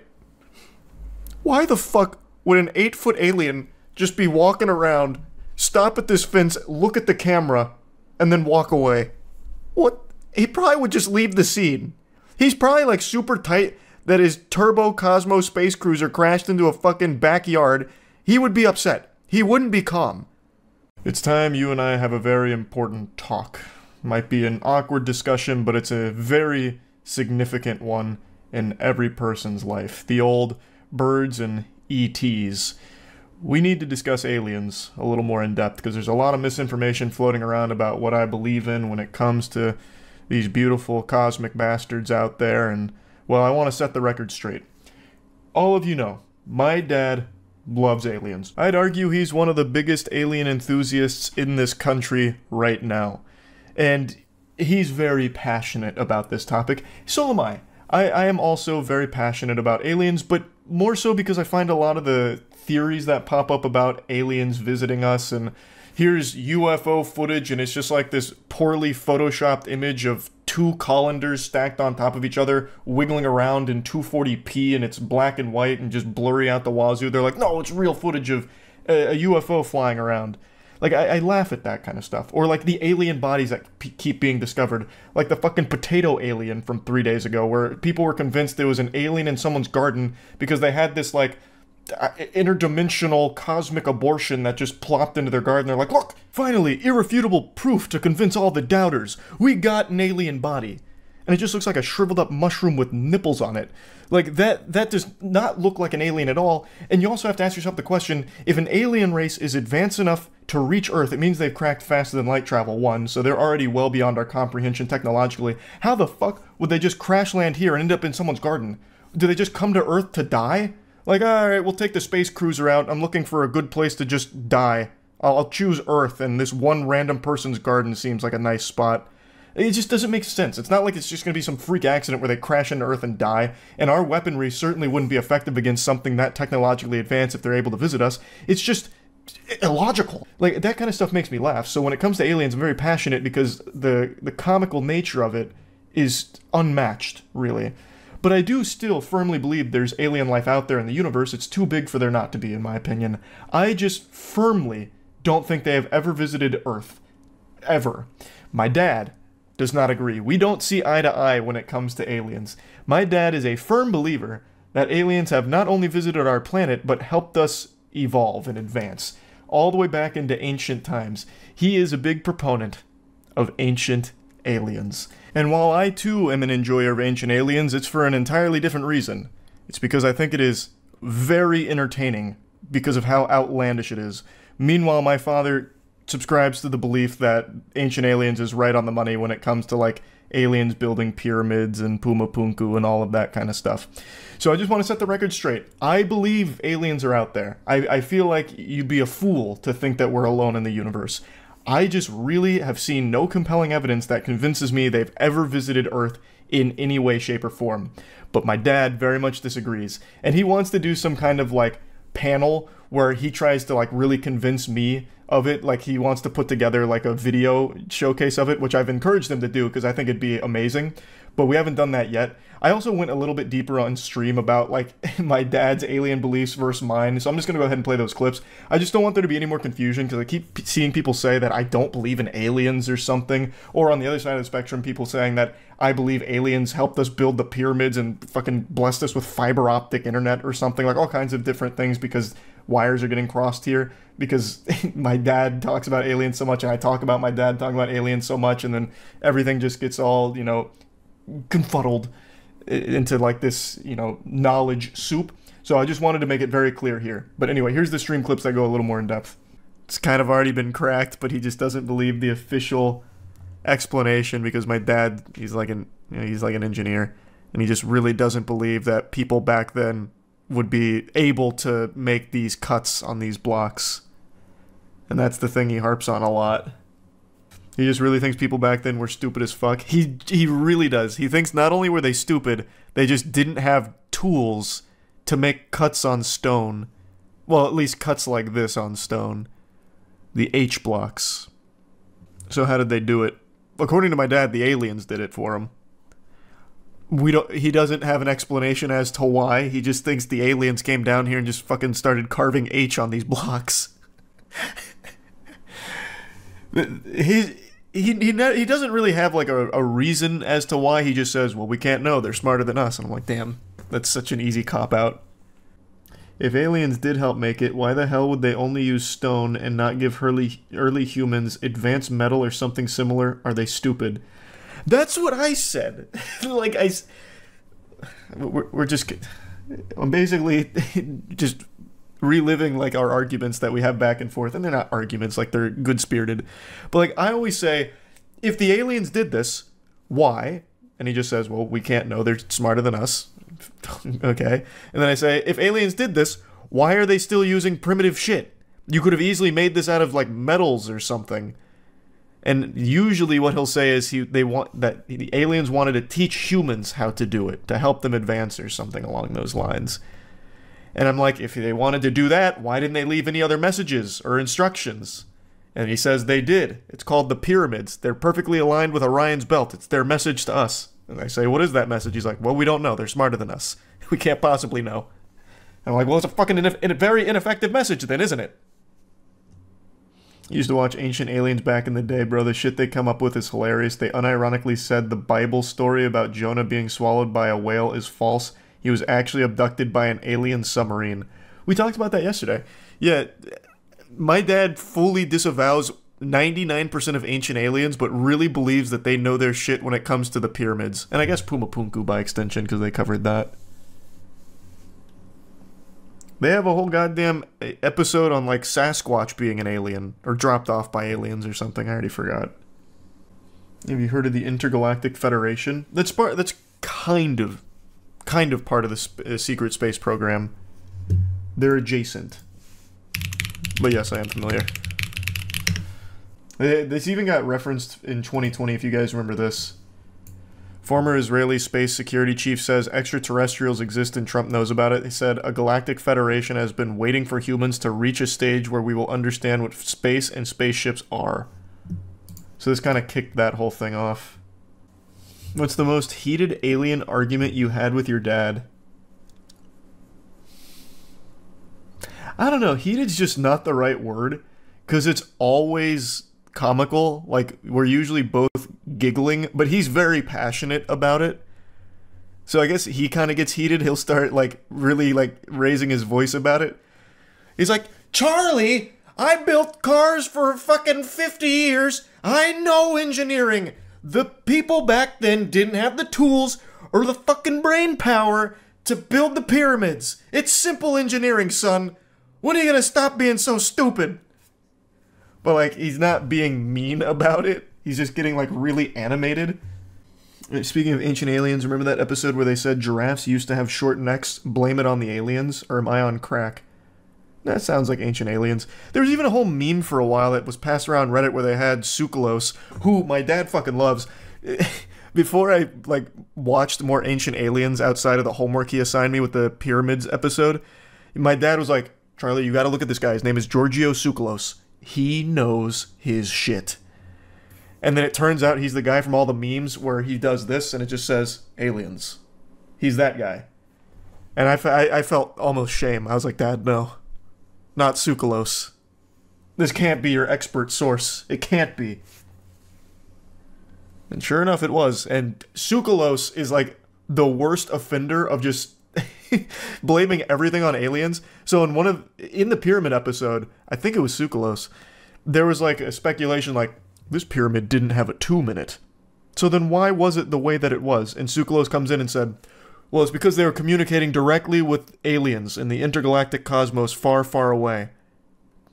And he's like, well, do you have a source for that? Like, that's quite a leap. Like, how do you know that? Sounds like he's just messing with you. Doesn't sound like he actually believes it. No. No, you couldn't be more wrong. Since I was a child, my dad has been on the aliens and pyramids. I remember being a baby boy, a toddler, and my dad would try and have these profound talks with me where he'd sit me down and be like, listen, son, it might not be this year, it might not be 10 years, it might not be 20 years, but one day, you're gonna see, we're gonna find out that the aliens built those fucking pyramids. We will learn that the aliens helped us advance in our primitive stages. Like, I remember as far back as my brain will allow me that he has always been on that since day one. He's committed to the joke. It's not a joke to him, I'll tell you right now. Even tonight he texted me. He's like, so I see you talked about those stupid garden alien potato things or whatever. What did he say again? You say, what's that new alien vid? Bunch of bullshit. You gotta do one about Puma Punku. Love you. That was at 8:23. He is always on alien mode. You know what it is? I talked about this on stream. I'll mention it again. I think what happened is my dad, when he was a teenager, he always like believed that, like he just really, because my dad is, like I said, he does so much engineering and has his whole life. He just really can't wrap his head around people back then being able to make like sophisticated stuff like pyramids and fucking giant H's, I guess. And I think he probably, for a while, harbored this belief that it must have been the aliens because it's so advanced. But was probably more open-minded to it, like, to being proven wrong, like, hey, no, that's not what happened, and here's how they did it. Which we have a lot of evidence to support a lot of theories on how these things were made. But what happened, what really cemented him in this way, is my dad's roommate was a U.S. Army lieutenant? No. Major? I think it was a major. I can't remember the order, but he was a pretty high-ranking person in the military, and he worked at a MacDill Air Force Base, which is a huge Air Force base in Tampa, and they were roommates for the longest time. Even like after leaving the military, they remained roommates, remained very close, and he was an alcoholic, unfortunately. Very sad set of circumstances. He was not in a good way, but my dad swears by this story that he was telling the truth. One day, his roommate came back, fucking blasted, per usual, and he told my dad that, that day on the base, they had recovered an alien corpse, and that MacDill Air Force Base had an alien body there. And my dad swears by it, fucking swears by it, that he wasn't being lied to. He was in his right mind enough to reveal that information. Like, he's usually very tight-lipped. This isn't something he would normally do. It probably rattled him to the core. And I think that was the moment the switch was flipped in my dad's brain, where it's like, okay, I'm right. The aliens are here, and they've been here. I think that's what happened. When really, what I think happened is the guy had a lot of mental problems, alcohol abuse, a lot of terrible things, and I think it may have just been associated with that. I don't think they actually had a fucking alien body on the base. You gotta find that guy and see if he was telling the truth. Well, I need a Ouija board for that because he's dead. Yeah, he passed away. So that information is, that's with him now, in the afterlife. The aliens got him. He knew too much. That's probably what it was. Thanks for the gift sub, Couch. What kind of information do you think was lost in the Library of Alexandria? You don't think the Egyptians had sophisticated tools? Well, hey, what the fuck? I have been firmly on the side of the people back then were still very smart, very resourceful, and actually had a very good understanding of, like, tools and all of that. They had the means at their disposal to make these things. Wait, you're barking up the wrong tree. I'm on your side. Thanks for the resub, Hubie. But as for the Library of Alexandria, God only knows what information was lost in that. They had Stanleys back then. Yeah, they probably fought wars over Stanley Cups back then. I did more research on Tsoukalos. Motherfucker unironically said Excalibur was an alien laser weapon. That does sound about par for the course. That's the Giorgio Tsoukalos I've come to know. Archaeology degree checking in. The thing with Puma Punku is simply we have not found the tools they used. Look up Cyclopean masonry. Ancient Greeks and Romans saw these walls of huge, perfectly fit stones and figured surely only Cyclops could have built this. 1,000 years later, we figured out what tools they used and decided the OG theory was cringe. Well, from what I recall, and it's been years since I bothered digging into Puma Punku, they actually did find the molds for tools they used to carve out the H blocks, and the tools, like the molds, what they were making, would be able to make those cuts. So I don't think there's a lot of mystery left to it, from what I remember. You ever wonder if there was a case that we did see actual proof of alien life but just wrote it off as fake because it looked so unbelievable? I don't think anything that the general public has ever seen was alien, like real alien life. But I do think there's probably been, like, maybe something through, like, one of the, like, I don't know, maybe the James Webb Telescope or something that they've seen. It's like, oh, that's like actual alien life. That they just haven't published. That's what I think. I don't think there's anything layman like you and I would have seen. Does your dad believe in the Men in Black? If so, what are his thoughts on them? No. The statistics of there not being alien life is unfathomably high. Is unfathomably higher than the statistics of there not being life. The chances of us intersecting is also astronomical. I've said a million times, I firmly, truly believe there's alien life out there. I just don't think it has ever crossed paths with Earth. I really don't think that's happened. Ever. Do you by chance know about the signal that came from space in 1977 that we never really found out where it came from? Oh my god, not the fucking WoW signal again. We're not going down this shit. We're not doing this again. We've already covered the fucking WoW signal. Not again. Next we're gonna get into warp drives or some goofiness. No more. No more. We've barked up that tree plenty. Have you heard of Teotihuacan? It's an ancient city in Mexico that ancient aliens believe is an alien computer. Their proof is that it looks kind of like a circuit board. I'll be the judge of that. I know my way around circuit boards. I'm guessing this one is the most circuit board-esque. Maybe there's a reason why aliens don't visit, like what can they do with a bunch of old dinosaurs? Thanks for some spaghetti. There's just so many different ways you can toss around that thought experiment. I just think faster than light travel is probably just not cracked by any life right now, would be my guess. And even if it was, I don't think they would touch us. They just be no reason to. They wouldn't need anything from us. If they have faster than light travel, we can offer them nothing. Except memes. And OnlyFans, I guess, if they don't have that in their world. Search the Teotihuacan alien computer. It shows a comparison with a real circuit board. I didn't need more convincing. I already bought in, but sure. Those bastards. They hid their circuit board in plain sight. And they thought they'd get away with it. They thought they were slick. Don't show this to your dad. I don't think my dad would believe in that one. Though I wonder if I, like, dressed it up well enough. Like, Dad, you know, we may not see eye to eye on all the pyramids and stuff, but what do you think about Teotihuacan alien computers? And he'd probably hit me with question marks and be like, check this out. I saw this today, and it turns out this entire place is a giant alien circuit board. And I bet he'd be like, I told you! I knew it! I'd maybe just need to put it in the right context. Because I feel like if I just came at him like, what do you think of this? He'd be like, it's kind of baloney. But if I let in like, I'm starting to believe it, he'd probably be like, okay, this might be some good shit. You gotta start making up your own conspiracies to convince him, hire some artists to create some fake images for you. That's just diabolical. That is something I wanted to do on Facebook. I think it was about 5 years ago.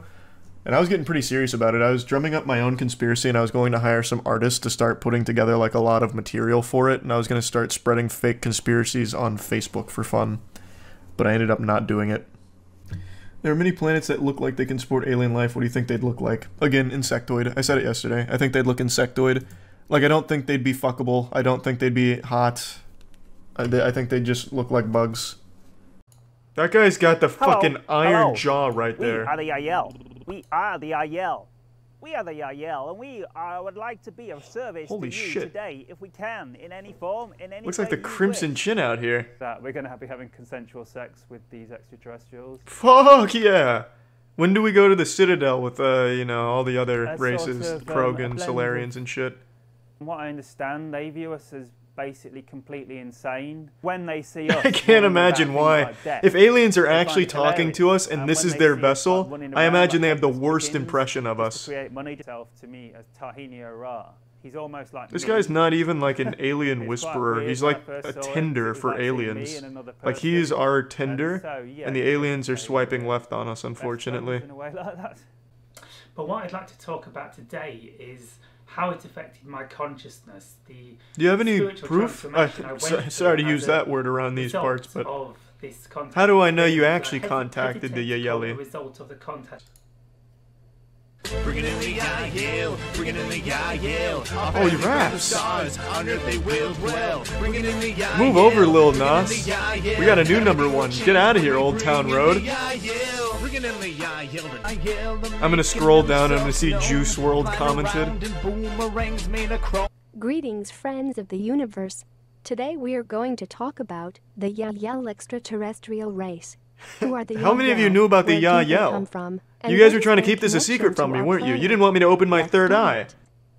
They are part of our galactic Where did you family guys get and these? very similar to us Did they send in you their this physical picture? appearance, together with full and graceful race of hybrid beings which consider us as Now, this their looks like an creators advertisement and for parents, Christian Mingle. since our DNA is the It's like primal Alita component Battle Angel in their eyes and biological shit. makeup. That are part of their collective as well. What is this pose? Which can be a little more different than Did they us catch in him mid appearance. Fortnite dance? Just keep. Expectancy is around 300 years. They're only 5'5"? They have 5 fingers on their hands. Fuck, and fuck 4 humans. toes. I'm going They for have little Yael ears, girls. thin lips, I'll be a god and large amongst eyes them. With larger I'm pupils 5'6", than bitch. humans. Oh my god. The eye I will color, rule the in general, Yael. is green or blue, but Take there it are easy, other colors Earth as well. virgins. I'm out. The Yael extraterrestrial are beings that are connected to the infinite. In that connection, Isn't that they just want like a us to bad understand Second Life that there are avatar other for the forms lady of from life, Lord of the not Rings? only that of the Yael, Sasani, The omniscient and elf lady that I'm Pleiadian blanking human on her name. civilizations. They help us realize the Oh, magnificent man. and loving beings that we actually are. Here's another dank Lord of the As the Rings reference. connection That looks between like us Gollum. humans and the As a Yael Yael, of civilization course. unfolds, Actually, it they just will looks like share Gollum, more really. information about their No history, Yael DNA our found there, history, just and Tolkien more DNA. information about where we come. This is the Yael symbol, with which can be used to access the Yael collective consciousness. How the By fuck do you focusing use that or symbol to meditating access on the this symbol, consciousness? Put you it in are Notepad? inviting, calling, And then I just and have like a connecting fucking with them. acid As drip they into their said, consciousness? We now have access to achieve You download the contact. app. They chose this Yeah, I symbol scan the because it Yael QR represents code to the jack idea in. of a It's the only triangle. way to communicate with them. A triad as unfinished and incomplete.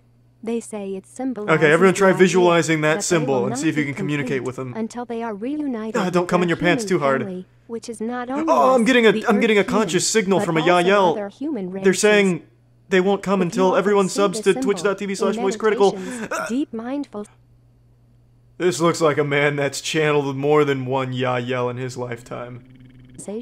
Who are happy Don't to give us objectify the information Yael, they're more and than just aid us in titties. our ascension and spiritual growth, They're big and eyes, simply too. to exchange knowledge.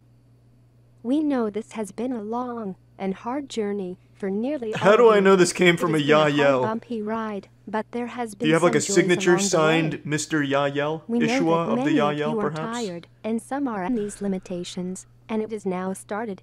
In the year of 2012, What? you Oh, is have this what the reached Mayan calendar was critical edge. predicting? Your planet just got The over end of 7 Earth billion because the people, Yael and make you us are come now too more hard or something? positive than negative. Nature. And with that in mind, dear one, in what way would you most enjoy moving Is he forward blind? together in They this say era of Yael time? channelers actually willingly stabbed out their own eyes in order to only see the collective Yael consciousness. He's a hero. Familiar with the Earth humans in your planet?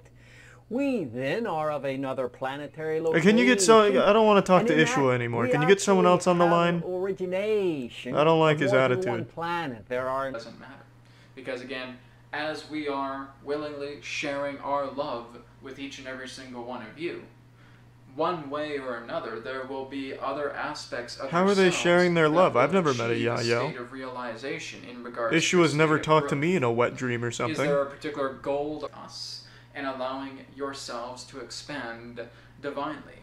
Brad, just The whole hang up on idea- Adronis. Tell him I'm not interested. No soliciting. Let's go back to Ishua. This is commonly known as channeling. What is this? The Yael took a pedophile? They communicate to us through our sex offenders? Jesus. E.T. encounters, explore the fear. It's like a tagline for a WWE cage match. This Sunday, the Yahyel are bringing some fat boners to the octagon. Explore the fear. Can you ask your dad to confirm if the garden alien from the Alien Bodies subreddit is real? Is there another alien body floating around like the ones in Mexico? Let me take a peek. Alien Bodies? I'm unfamiliar with that subreddit. This looks like the thing from Harry Potter when they pull up like the screaming plant. This is thought-provoking. So is this a satire subreddit or is this like real? Different nostrils, but it appears to have the nipples. My God, it does. So we're not so different after all. Searching through these posts, but I don't understand what's going on here. Are people claiming this is a mandrake root and that the posters are all hoaxers? What are we looking at here? Obviously they, whatever they are, look visually interesting and sort of humanoid, but surely someone is not just sitting around with these things if they're actual biologics of some sort. First thing you do if you have actual bodies is you go straight to Ross Coulthart or George Knapp, I don't know who they are, not post it on Reddit and ask Redditors what they think it is. Not a match, the fingers look different. Where are the fingers on this thing? Forbidden potato. It does look potato-esque. It's definitely just some sort of prop. Like, this isn't... this isn't a fucking alien. There's no way. I do love the nipples on it, though. That is adorable. Muda made a video on this? How? What?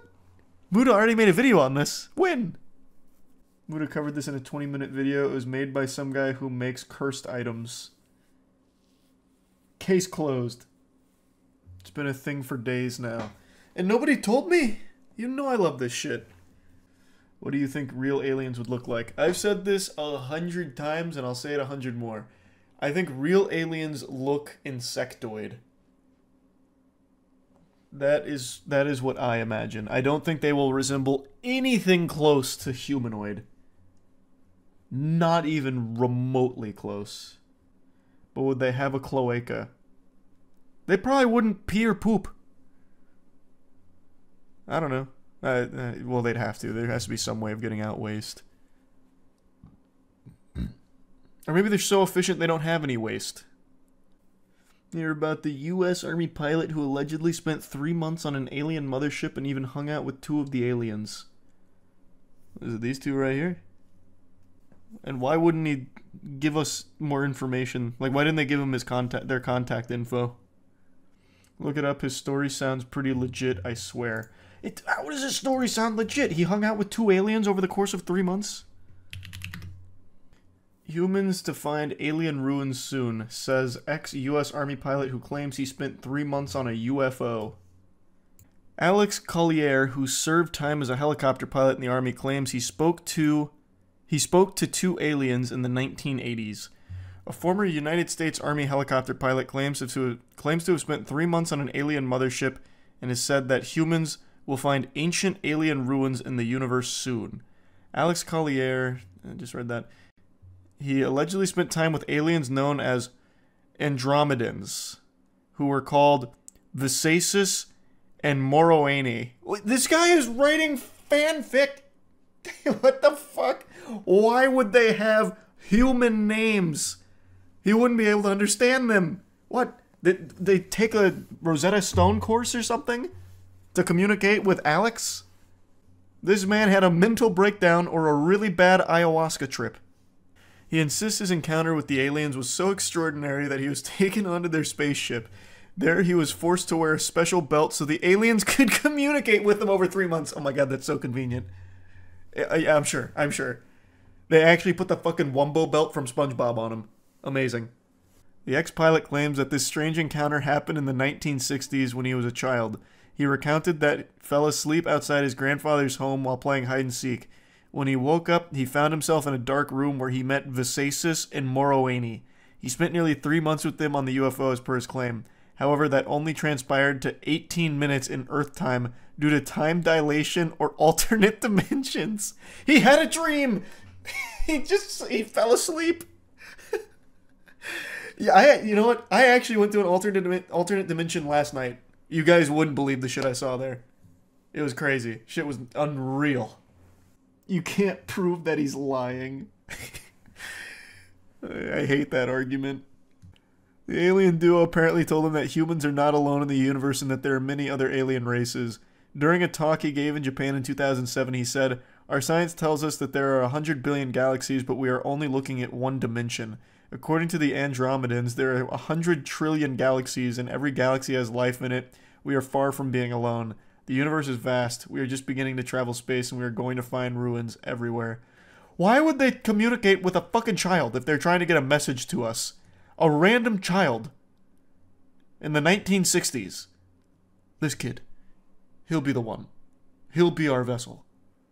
He added, "I once asked the Andromedans how technologically advanced we were, and they said that the United States Army is 400 years more technologically advanced than we think they are." What does that mean? What? I once asked the Andromedans.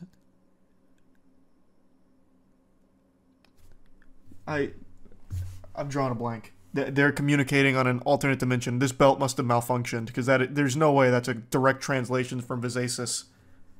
What does that mean? What does that mean? What? Then who thinks they are? Then the United States thinks they are? Then a child thinks they are? Then the aliens think they are? What is it? Who? It's in the military's interest to obfuscate. So the Andromedans are trying to reveal government secrets through a child. They don't know. They don't want us to know about Area 51, and Visasis was trying to protect us. Visasis, one of the aliens, allegedly told Mr. Collier that humans are the only race on Earth that use money. No shit! We're the only race on Earth that use money? We're the only race on Earth that's fucking sentient! We're the only race on Earth, like the only species that does that. Of course. Do you mean the universe? Is Visasis illiterate? Did he just get, like, abducted by two dumb aliens, like actual idiots? Like fucking morons in their galaxy? From that moment on, Visasis would only refer to money as paper with pictures on it. Jesus, he's a pretentious Redditor. He got abducted by the worst aliens the galaxy had to offer. Or rather, the dimension had to offer. Probed a little too deep. Yeah, they went way too far on that one. We lost them. Octopus use currency to pay for things? I guess I don't know enough about how octopi function in the wild, but they're not using money. How about that? Maybe they use some kind of currency for trade, but they're not using the USD or the euro or rubles or anything. They're using fucking octopus tokens. What do you even find down there? Can we get Charles Sr. to firsthand explain to us in chat how how pyramids are made by aliens? My dad and I have been really we have been talking about that so much recently. He really wanted me to watch Ancient Aliens Pyramid episode, so I did. It was so fucking silly, it was unreal. So then I ended up doing a deep dive on some more Ancient Aliens, and I ended up showing him one of the episodes where they thought that, what was it? Aliens were crossbreeding with robots, and Sasquatch was actually an alien or something. A YouTuber named Gabby Bell also made a video on it too.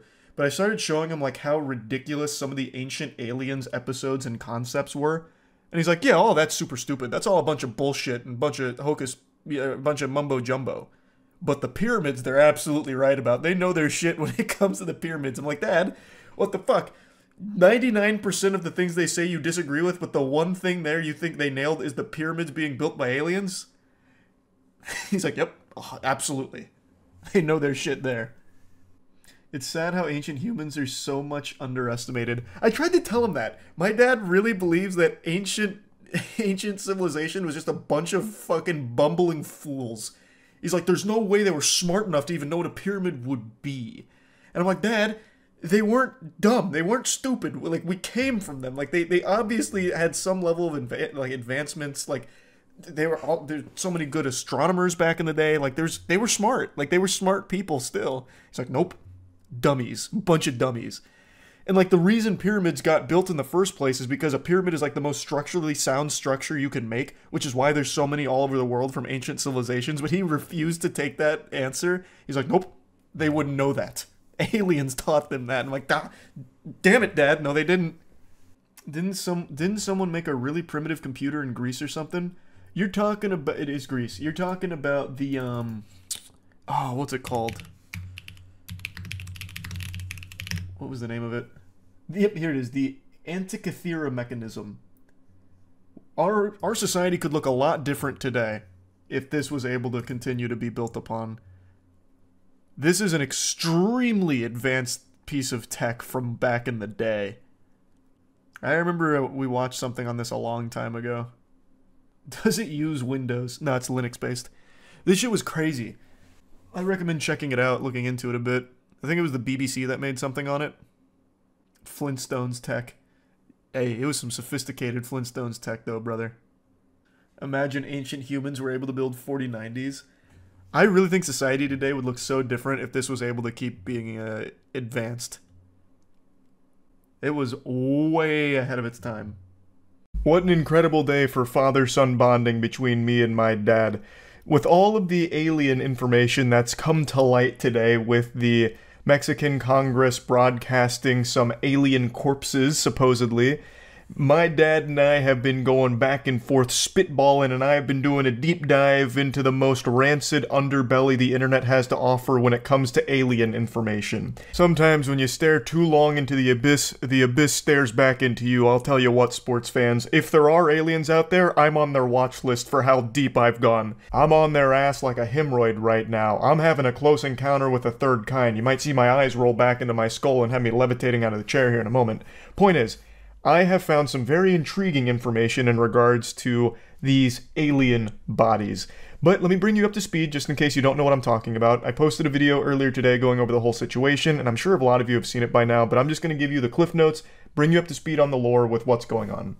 Last night, an individual named Jaime Maussan had brought some supposed alien bodies into Mexican Congress, and this was broadcast to the entire world. He was making claims that these are authentic extraterrestrials, and he had a ton of tests to prove it. All the tests and all the information is public, and he invited anyone else in the world to come into the Thunderdome and analyze the alien bodies to confirm and verify that these are the real deal. Unfortunately, these aliens don't have 3 massive honkers. They're not goth, big-titted alien babes. They are little goofballs. These tiny little goobers are being shown in Congress, and he's bringing up a ton of pictures as well as data and saying that they were found at the Nazca Lines. They're about 1,000 years old, and they are actual aliens. Now, a little background on Jaime Maussan. He is a UFOologist and a journalist. His main profession is journalism. And this is not the first time he's done this. He also had another mummified remain that he called an alien back in 2017. It was debunked. And this one here is taking the world by storm because a lot of people believe the Mexican government is the ones revealing this. They're breaking the magician's code and they're showcasing real aliens. When that's not the real story here. It is Jaime Maussan and his team that's presenting this. It's not the Mexican government. It's become widespread confusion. Basically, they platformed him and he presented. Not an official endorsement from the Mexican government, at least not as far as I understand here. So, now that you're brought up to speed, what have I found? What new information could have possibly come to light in only 12 hours? Well, this is going to open your third eye here. Get ready to activate your Sharingan because the truth's coming in hot. It turns out these alien bodies aren't new. In fact, these were debunked in 2021. There's a really great YouTube video that goes over exactly what these are, and according to this, they're not aliens. Now, before getting into the video, I know a lot of you are going to say, well, what about all of the tests? And those haven't been, confirmed as faked or fraudulent or anything like that. So again, if the rest of the world truly does have access to this information and are invited out to actually study these mummified remains and conclude that they are real and authentic, that'd be amazing. Nobody wants them to be real aliens more than me and my dad. But it's just hard to really believe that because there are so many things working against it. I've seen a lot of cope from the community about why they look so stereotypically alien, like the movie depictions. and what they keep defaulting to is saying that people that worked on the movie sets modeled their alien design after real alien encounters and paintings from back in the day, or they'd actually seen aliens like at fucking Area 51 or something, so they made the costumes and the effects to look like that, so it'd be warming us up to what real aliens look like. And to me, that's just a load of baloney. We're teetering on Tumblr fanfic with that reach. I would like to ask you, what's more likely? That, or that whoever had these mummified remains modeled them after our perception of aliens from movies? It becomes even more likely that that's the case when you consider where it comes from. The source here, Jaime Maussan, whom is regarded by some as a hoaxer, who has had similar things in the past be proven completely wrong. Fool me once, shame on me. Fool me twice, fucking please stop fooling me. You're making me feel dumb. It's, you know, again, nothing's been 100% confirmed here, but I would just like to present to you the evidence here from 2021 with these bodies that suggest it's not actually alien remains. Now let's study the X-rays of the small mummies. Ufologists go as far as calling them humanoid reptiles. So what do we see? Same stuff. A hodgepodge of human and animal bones. The channel is called Scientists Against Myths, and they tackled this alien mummified remain phenomenon all the way back in 2021. They even use some of the same pictures that were presented to Mexican Congress last night. So I do believe these are the same mummified remains. I don't think there's any wiggle room to make a real argument that what's being analyzed by this channel is different than what was presented last night. I think it's pretty clear that these are the same. Here's a mummy named Josephine. A real beauty. Instead of humer eyes, she sports femurs, or thigh bones. Her legs are even more baffling. Immediately the question needs to be asked, if this is a real extraterrestrial body, why does it have the same bones us cringe-ass humans have? What are the odds that these aliens would evolve down a similar path we did and have the same bones we did, just in a different order and arrangement? That seems highly unlikely, but let's go ahead and paddle around in the kiddie pool of fantasy and assume that all intelligent life in the universe evolves down similar paths, so every single fucking life form out there in the cosmos has all of the exact same bones we do. Well, in that case, this species got fucked hard in the ass by evolution, because with the way these bones are arranged, it wouldn't even be able to move. They need some kind of evolution patched DLC update here, like a hot fix, because these aliens wouldn't be able to even take a single step. One of the thigh bones is actually a femur, only facing the wrong way around, while the other one is a tibia. And they are completely mismatched. With the hip bone, there's no joint there at all. The poor humanoid wouldn't have made a single step. Some of the bones are simply chopped off. So even if you go ahead and write off the coincidence that the aliens have the same bones we do, how could you possibly write off that the way their structure is set up would mean they can't move? Evolution doesn't really work that way. It wouldn't have made it this far if that were the case. And it's getting me gassy, so I'm just ripping mean ass right now. All of this alien stuff has just been so fascinating, and this video says that some of the bones were just chopped off, like kind of just chopped willy-nilly. That wouldn't really happen naturally at all. It suggests that they were made like this, with just an absolute fucking mishmash of different bones going in different places in order to look alien-like. Note this asymmetry here. The fingers are a total mess too. The first pseudophalanges are facing in different directions on her left and right hands, with the white part facing up or down. Well, they just forgot to turn them the right way. Stuff happens. That's pretty damning. Some of the bones are just facing the wrong way because whoops-a-daisy. And like I mentioned, some of these photos that are in this video from 2 years ago were the same ones that were presented last night. Most notably, the alien with the 3 eggs in their tummy. The pregnant alien carrying the triplets. That is in this video. That same X-ray photo was presented last night. So I think we can say with a high level of confidence that all of the information presented for these corpses 2 years ago applies to the corpses shown last night. They are the same.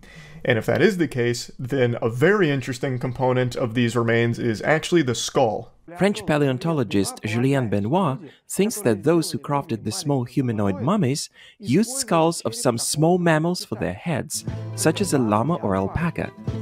Comparison shows that the reptiloid's cranial cavity fits perfectly the cranial cavity of a llama. The skull was then rotated so its back part faces forward. The reptiloid's face is actually the back of the poor llama's head. I trimmed this up just a little bit to keep it brief, but they make an extremely strong argument for why this alien skull is actually that of a llama skull. The bulbs, the brain hemisphere, all of it matches up perfectly with a llama skull. The only thing is they cut out and rotated it. And the question then becomes, well, where would they get a llama skull? And the video answers that too. According to one of the historians, back a long time ago, there was actually burials for llamas in the area where these mummified remains were found. So they would have had easy access and readily available llama skulls at the site. Where could the mummy forgers have gotten a llama skull? Historian Yuri Bereskin has told me that pre-Columbian peoples of Peru often made llama burials. Here's a fresh report about finding buried llama mummies in Peru. Overall, I think this video makes an extremely compelling case for these being forgeries, not actually alien mummified remains or anything. Now, I have seen that the newest presentation here has the bones in the correct alignment in terms of like the ones that were backwards here in the video. Apparently, what might have happened is they recognized the error first off and then just rotated the bones properly. Though it still doesn't fix the underlying issue of why the fuck would an alien have all of the same bones we have? Like there is still just no good explanation for that other than it just being completely fraudulent really, and that this isn't a real alien remain.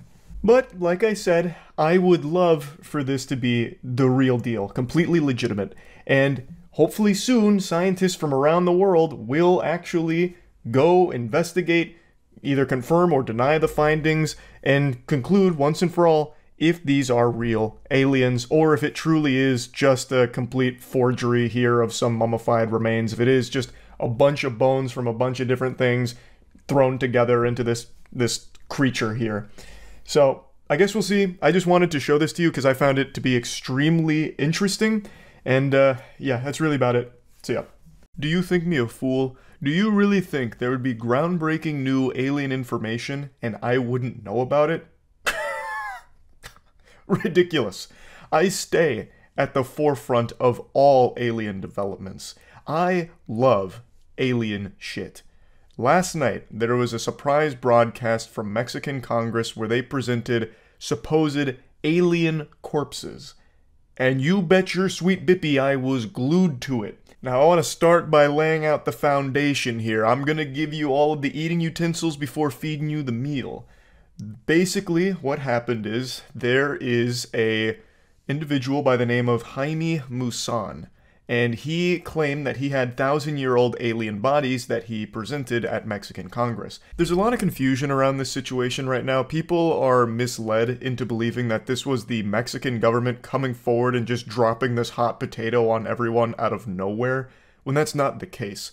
This is from an individual, Jaime Maussan, who is a UFOologist and researcher, and he is presenting all of it. And this isn't even his first time doing it. In 2017, he presented yet another mummified alien corpse, not human, but it was later debunked and proven to not be alien at all. So he has done this before, but this time around he's presenting new corpses and also claiming that there's been extensive research, studies, tests, and scientists working on it to confirm that these are 100% real, authentic extraterrestrial visitors. Now, he and his team are saying that all of this information is available for any scientists around the world to confirm their findings, which I think is great. Inviting research into these is fantastic, and I guess we can finally know for certain if he's being truthful here, and these are somehow actually alien bodies. I guess they came down to Earth for fucking spring break and just, they lost control of themselves, maybe drank too much and died of liver failure. I have no fucking clue.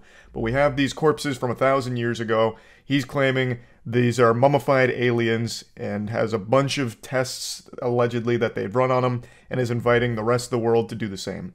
So I'm excited to see if the rest of the world does that, and if they also confirm all of these findings. But now let's get into talking about the aliens themselves, and then I want to bring on an expert, my father. You all know my father is on the cutting edge of everything alien related. If anyone's going to have an eye to see through the bullshit, it's gonna be old Papa Charles, I'll tell you right now. Oh, it's a little carcass. I couldn't even tell. I don't believe that at all. This is way too stereotypical alien look. I think there is no way. I think there's absolutely no fucking shot. I just don't believe that, though. If this looked actually less like all of the movies depict aliens, I'd be far more on the side of, possibly.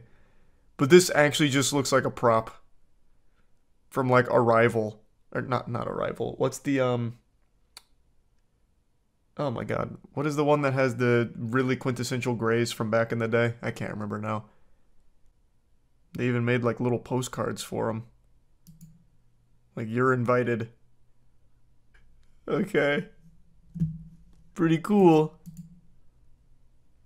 It'd be wild if these were real and our movie depictions of aliens were spot on. That would be crazy. That would be big. But I don't see why they would bother faking this. I don't see what the gain is other than, like, a good joke.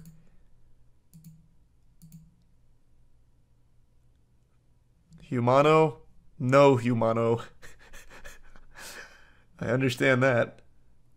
I feel like aliens are likely to look like giant insects. I think they'd be insectoid as well. Your father would disagree? I don't think he'd believe this. This looks very silly. And especially just to drop it cold turkey out of nowhere on a YouTube stream. Well, I guess it was more than a YouTube stream. This just happens to be one of the places it was broadcast. It just doesn't make a lot of sense. So they put it into a database that is able to be accessed by anyone to verify their claims. They show a list of tests that have been done to the bodies, including metallurgy specialists, radiologists, and geneticists. They verified the authenticity and age of the bodies. They showed scans of their insides that showed metal implants in some of them, as well as eggs with embryos and organic material inside of them. Okay, well, if anyone can access it, it should be super easy for every other scientist in the world to start running tests on it, then to confirm it. That should be an easy slam dunk then if it's real. Oh, it's a 43 gig file. Holy shit.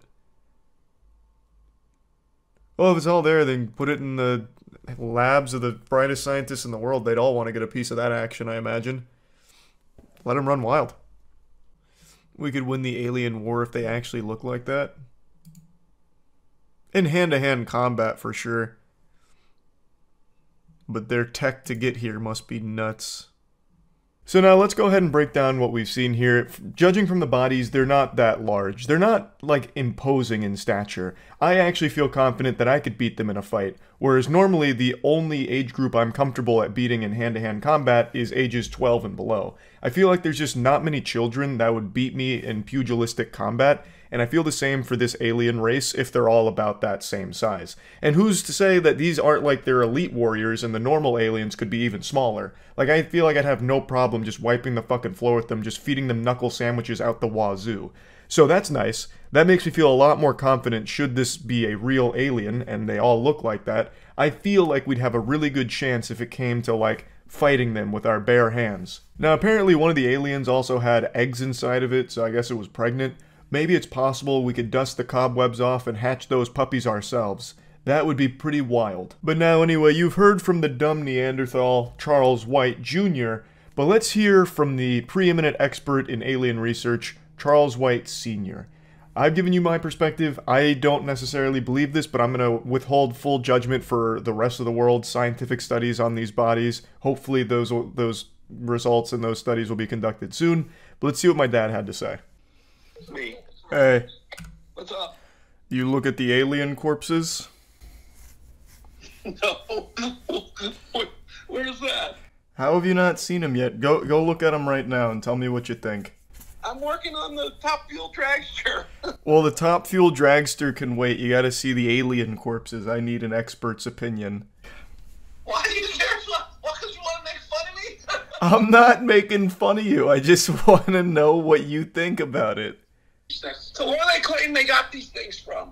The Nazca lines, they claim they're 1,000 years old. Well, I know all about the Nazca lines. Yeah, I knew you would. They look awful small. I mean, to me, it looks like a fucking paper mache rock or something.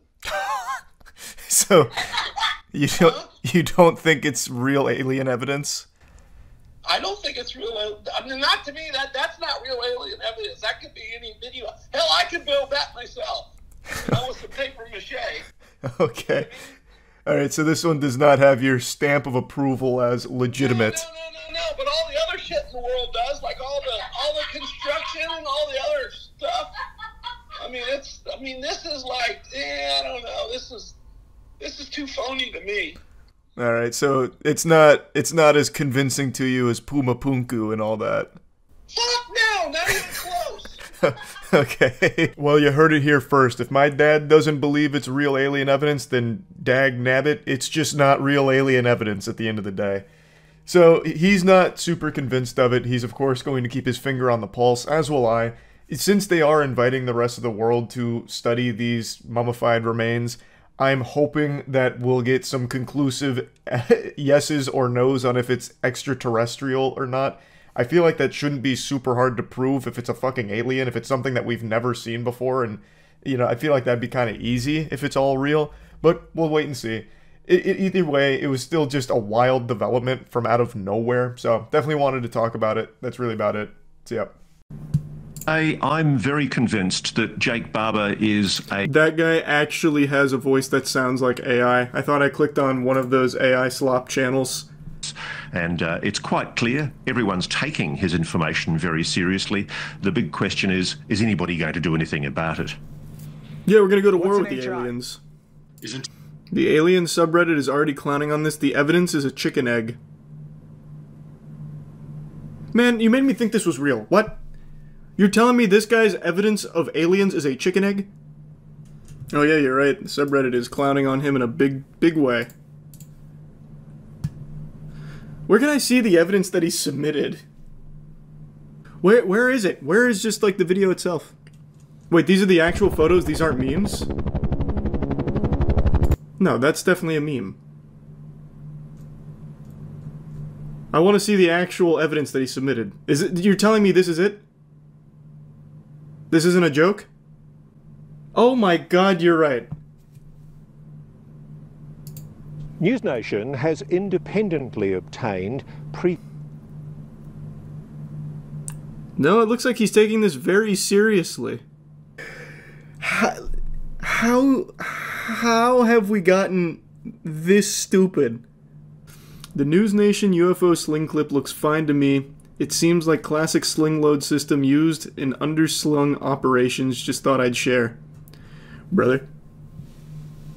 I'm gonna grab you by the shoulders here and shake you back to reality. I gotta wake you up from this dream you're in. That's not real footage of an egg-shaped UFO. That's footage of egg in a duct tape. Gee. Man, now I sound like a fucking moron. It's a video of an egg wrapped in duct tape. Weather balloon.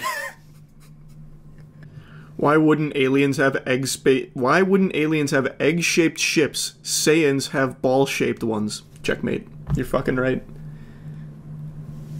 Kakarot's in that egg. No, this is a real news story. I am just as surprised as you are. When I first looked it up at the beginning of the stream, I thought it was a joke. So I kept missing the actual video, the actual footage, because I thought it was someone just clowning on it. They are running this as if it is 100% legitimate. Here, I already got the subreddit open. Someone actually just recreated it almost one-to-one. The only difference is they didn't use duct tape, they just fucking strapped a band-aid on it. It's just an egg over carpet. That's it.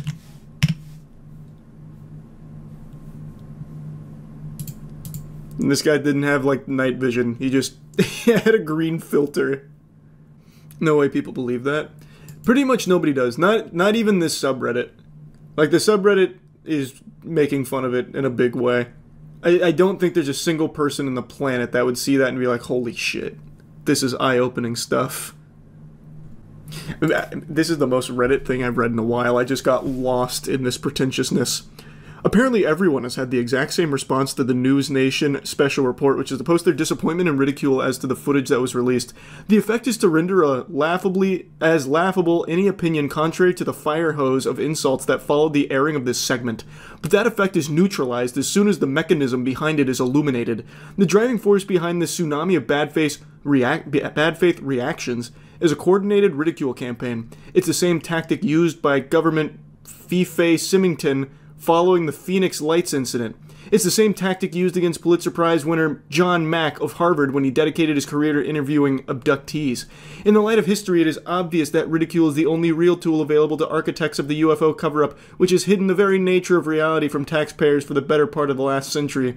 You are free to consider the question of non-human intelligence without fear of any real and meaningful damage to your reputation or mental health. Ridicule campaigns like the one currently consuming the sub have failed, and recent polls suggest the public is keenly aware that non-human intelligence exists and has been interacting with humanity for a very long time. As the great Bobby McFerrin once said, "Don't worry, be happy." We're not alone in this existence, and that knowledge is more joyful and curious than it is fearful by a mile. Enjoy it. Updoots for you, sir. I tip my fedora, gentle sir. Reddit Platinum. Brother, it's a fucking egg. It's an egg. It's not actual footage of an alien or a UAP whistleblower. There's been so much actual credible evidence that has come out, you don't need to defend all of it now. This is hooey. It's fucking barnacles. I'm just a regular-ass stay-at-home dad that follows this stuff. I have no skin in the game, and I'm certainly not working for the government. That video was cool, I guess. Man, how is it cool? One of the clearest images.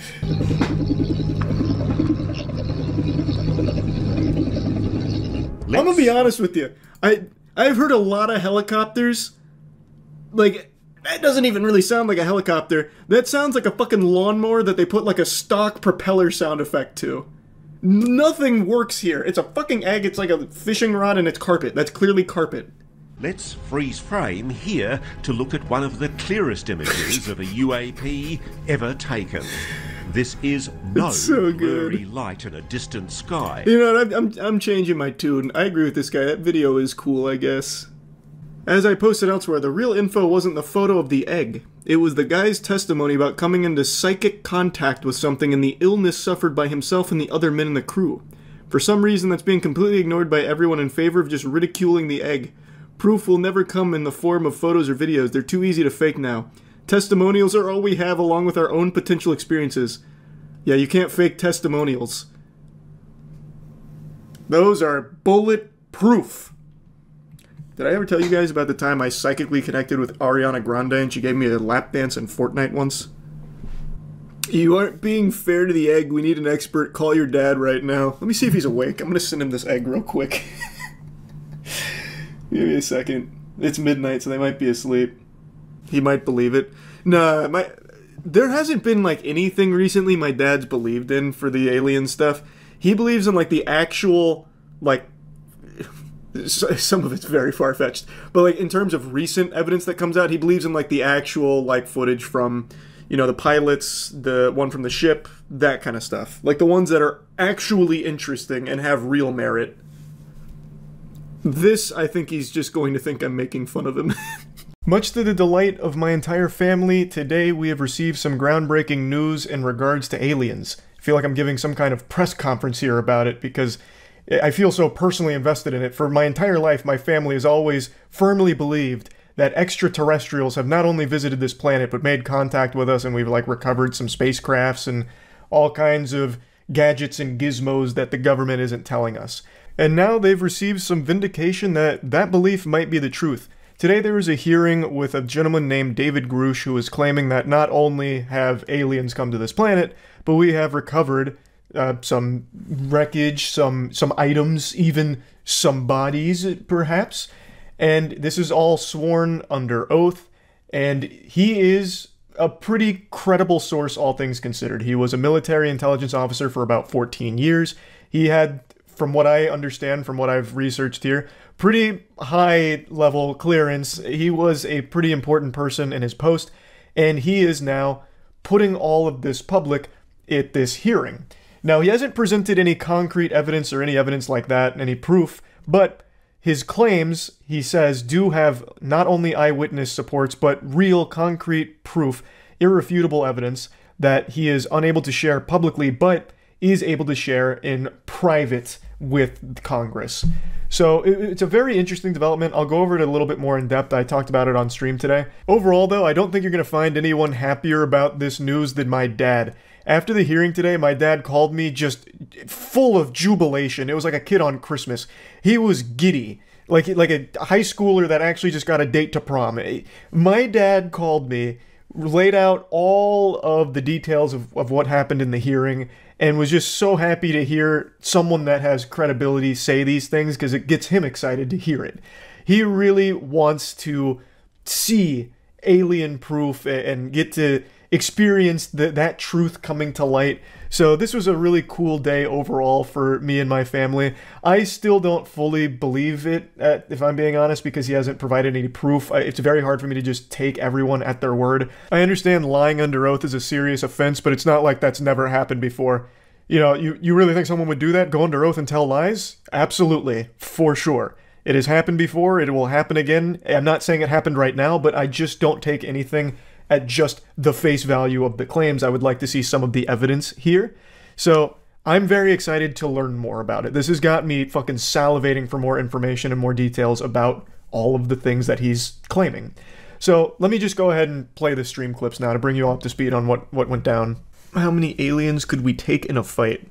Well, according to David Grush, we stand no chance at actually fighting them, apparently. Which, I have always said, if they are real and have visited us, well, I think aliens are real in the universe at some point. I personally haven't ever thought they visited us, but I've always said if they did, we would stand no chance.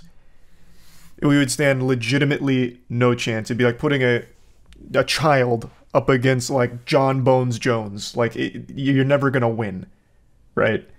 And that's kind of what he said, too. One of the questions was, are our weapons sufficient to defend ourselves against them? Or something to that effect. And his answer was, absolutely not. According to my dad. So, like I said, I haven't watched the hearing yet, but once it was over, my dad called me, like, damn near celebrating. I could hear kazoos going off in the background. He's like, I told you, Charlie. I told you this day would come, that we'd have legitimate confirmation from reputable sources that aliens have come here. And he was filling me in. He was giving me the nitty-gritty behind everything here. But for those that don't know the situation, David Grush is a former military intelligence officer. We talked about him a little while ago. He is the real deal. He is who he says he is.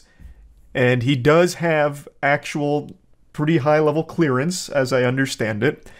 And a little bit ago, he came to the public. Well, he made public statements that extraterrestrial visitors have not only been here, but have been observed, and in even certain situations, we have recovered some of their shit.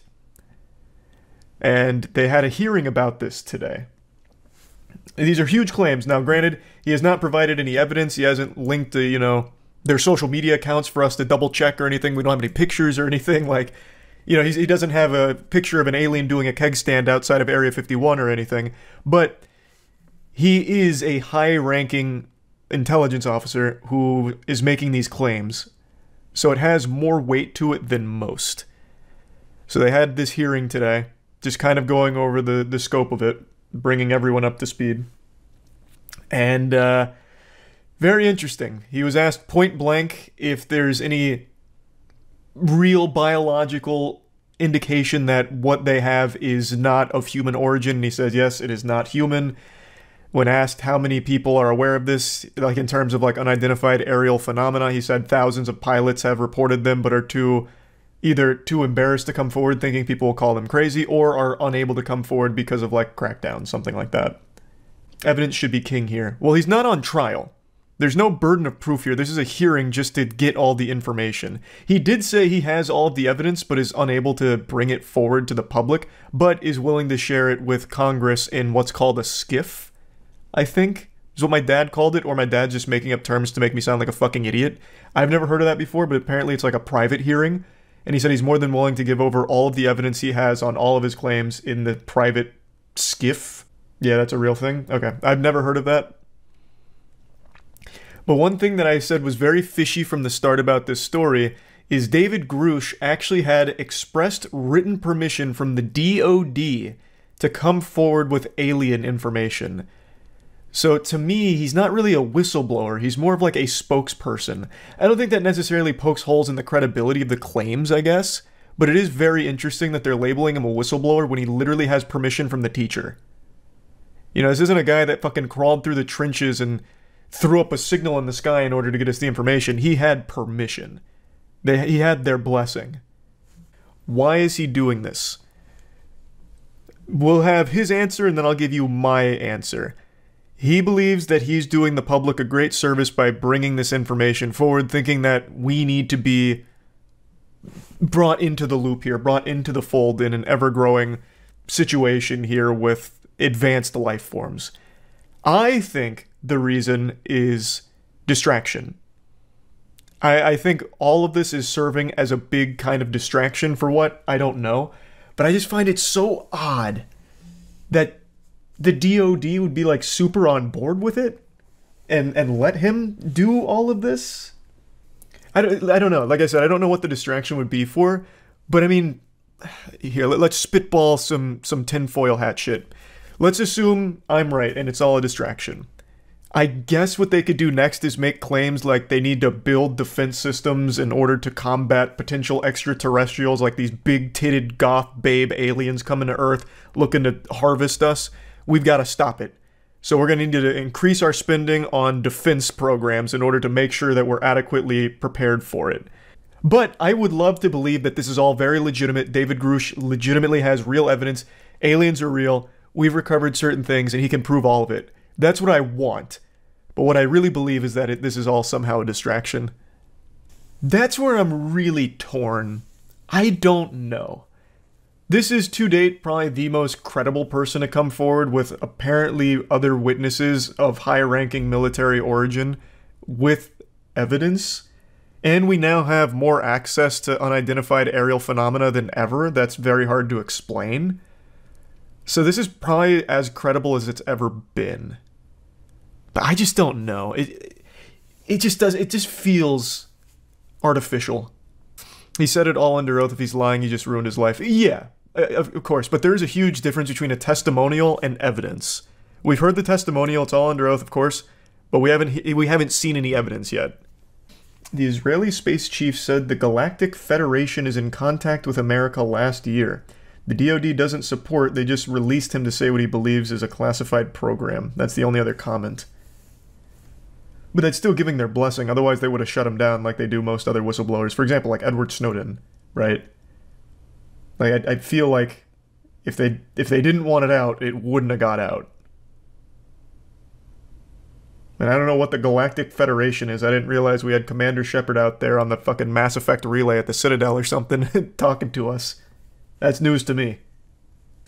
If this is all real, do you think they would ever tell the public the full story? No. If not, why do you think they need to hide it? Panic. Brother, we can't even handle the most basic concepts right now. Go on Twitter for any length of time, or excuse me, the platform formerly known as Twitter, for any length of time.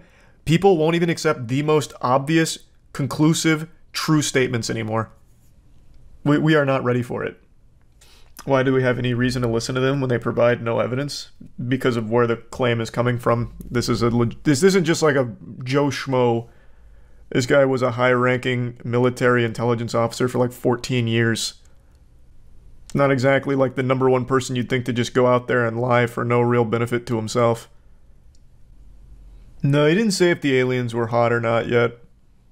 I'm going to assume no. I've always thought if there were aliens out there, they'd be like insectoid-esque.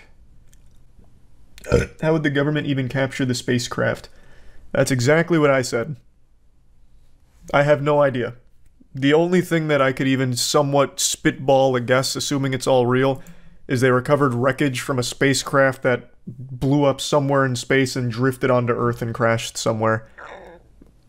I don't think it came to Earth and then crashed. It certainly wasn't shot down. Apparently he even claimed we have no chance of even, like, defending ourselves against them. So it would have just had to be like a drifting piece of something. Just because you're smart doesn't mean you can't crash. Brother, you're not just smart. If you have something that can reach Earth, that means you have something that defies our very understanding, and this is even according to David, apparently. This is what my dad said, and he's right. That means you have something that is so far beyond our comprehension we can't even prove that what we're seeing would be real. You wouldn't just crash on Earth. The only thing that I could even think would be the case is, again, something happened, maybe it hits asteroids out in space and a piece of it breaks off and lands on Earth, crashes into Earth. It wouldn't crash when it gets to Earth. They can travel the galaxy without problem, but when they get to Earth, all of a sudden they're crashing everywhere. I don't think he was claiming that there's been a ton of crashes. Just a ton of sightings. And apparently they do have in their possession some UAP fragments and shit. And I guess bodies too. Aliens heard about your performance in the Hunger Games and needed to come see it firsthand. See, like, there's a theory I'd actually subscribe to. That one would make sense. But why are the aliens here? COVID? That's probably why. COVID hit their planet real hard and they were trying to escape. Or maybe they're here to collect COVID from us. They have like a virus museum or something and they need COVID to be part of it. I'm asking Congress to hold our government to this standard and thoroughly investigate these claims. God, imagine if you brought in an alien. As I stand here under oath now, actions speak louder than words. Come in here, Glorb. Told them. In a position of extreme trust, both in my military and civilian capacities. I was informed in the course of my official duties of a multi-decade UAP crash retrieval and reverse engineering program. No, that was one of the other questions they apparently asked pretty soon, is if anyone ever got injured reverse engineering any UAPs. And he said yes. But again, there's no evidence. To which I was denied access. I hope there will be at some point. When in what possible sense is he credible just because of position? Yeah, what? Yeah, obviously. A 14-year high-ranking military intelligence officer with, like, actually pretty impressive clearance? Yes. That is what would make him credible. Yeah. Or it's like what makes everyone credible is their position. Like, if it was me saying all of this, it would be completely uncredible. I'm a worthless source. Right now, all it seems like is that they've made him a celebrity, with an official endorsement from the DoD. Which seems very weird for a whistleblower to get that kind of glamour from the people he's blowing the whistle on. I disagree. How? Look at all the other whistleblowers like Edward Snowden. Look what happened to him. Oh, here's another one. An easy one. Epstein got fucking murdered when he was about to blow the whole lid off of that crazy operation. If there's something they don't want released, it will not get released. Alright, things are getting real weird right now in the world. I'm sure you've all seen the UFO hysteria. Every couple hours it seems like a new UFO is being identified and blasted out of the sky. This is a phenomenon that's happening around the world, it seems, and it's leading people to believe that aliens are coming to visit us in droves, like they're all taking a school field trip to planet Earth, and then subsequently getting shot down, which I can't imagine would have been part of their itinerary. Now, this all started with the spy balloon that the US shot down. Basically, this balloon the size of a few school buses was identified and then executed. There's this giant balloon that looked like the house from Up, but instead of a house, it was just a surveillance device, which they said came from China, and from what I've read, China did take ownership of it, but called it an overreaction to shoot it down, which gave me a bit of a giggle, because I just love that image of like, hey, whoa, guys. Hey, cool the jets a little bit here, calm down, you know, no need to get so rambunctious and shoot it down. Which is just a silly thought, but this kind of opened the floodgates to UFOs, like inviting this unknown menace in, because now UFOs are being sighted every day, every couple of hours really, across the world. A few hours ago, China said that it was preparing to shoot down an unidentified flying object, so They're all over the place. It's a very interesting situation, and this is even more weird considering I just posted a video going over aliens and how I don't believe they've ever visited Earth, and now 2 days later, we've got UFOs out the wazoo here. Maybe the madman I was arguing with on Twitch was right about warp drives, and they're fucking firing on turbo mode with their warp drive technology to visit us here. I'll go ahead and give my perspective now. I still am not convinced it's aliens, because if it was, we stand 0% chance of actually shooting them down. Our technology wouldn't even begin to make them, like, consider us a threat. We are so laughably low on the technological food chain of a species that can visit our planet, because they would have cracked things that are beyond our comprehension. There's no way they'd somehow fall victim to our weaponry. But Zoinks Scoob, I'll tell ya, I couldn't be happier to be proven wrong. I would love if this truly was extraterrestrial tourists just coming by to visit, though I'm sure they wouldn't be happy about us destroying their, like, balloon travel devices, but god damn it, that would be amazing. I also love the idea that it actually is alien visitors, and the way that they get here is through, like, hot air balloon through space. Like, the most inefficient means of travel imaginable, but somehow that's the one that they've chosen. But regardless, I would love if it was aliens. I also love the discussion around aliens right now. You'll have people giving all kinds of, like, evidence, once again, of, like, abductions and shit. I fell asleep one day while working on the construction site, and when I woke up, there was ejaculate in my pants. And I didn't even remember having a wet dream. Fucking aliens abducted me and jerked me off in order to frame me to look like a weirdo at my job. You know, like, discussion around aliens has never been hotter than right now. And again, I would love if these UFOs really were alien, but I'm doubtful. And you know what? Maybe I could even make an argument for why aliens might want to visit Earth. Maybe they're coming here to buy Moist Global merch from moistglobal.com.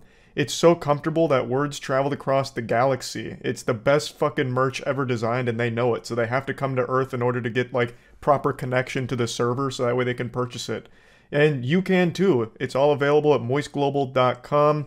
Right now we're doing a special 15% off on all Moist Esports merch, so definitely feel free to check all that out if you're interested. moistglobal.com, baby. Anyway, though, I find all of this very exciting, even though I'm not fully sold on it being aliens. I am very curious to learn more about all of this, because I'm sure tons of information will start to surface about what these UFOs actually are, what their purpose is, where they come from, all that kind of shit. So, very interesting time period. I'll show you some clips from stream where we talked about it a little bit more. You see the UFO videos over Canada.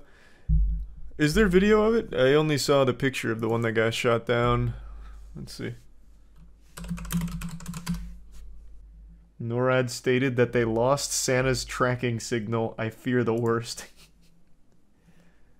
Oh god. Heaven have mercy on the elves.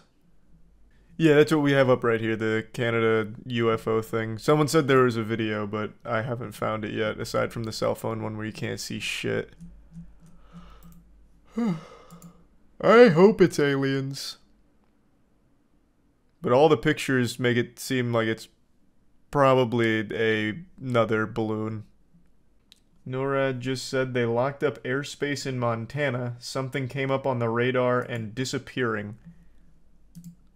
I'm just gonna say it. I'm gonna say what everyone's thinking. It's no coincidence that Tom Brady retired and now all of a sudden aliens keep popping up. He was keeping us safe both on the field and off the field.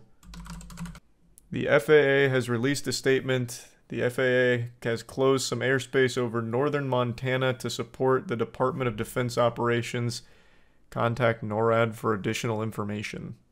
I'm also going to say that I really don't think it's anything extraterrestrial. There's no way that we would ever be able to fight back against something that could actually visit us. It'd be impossible.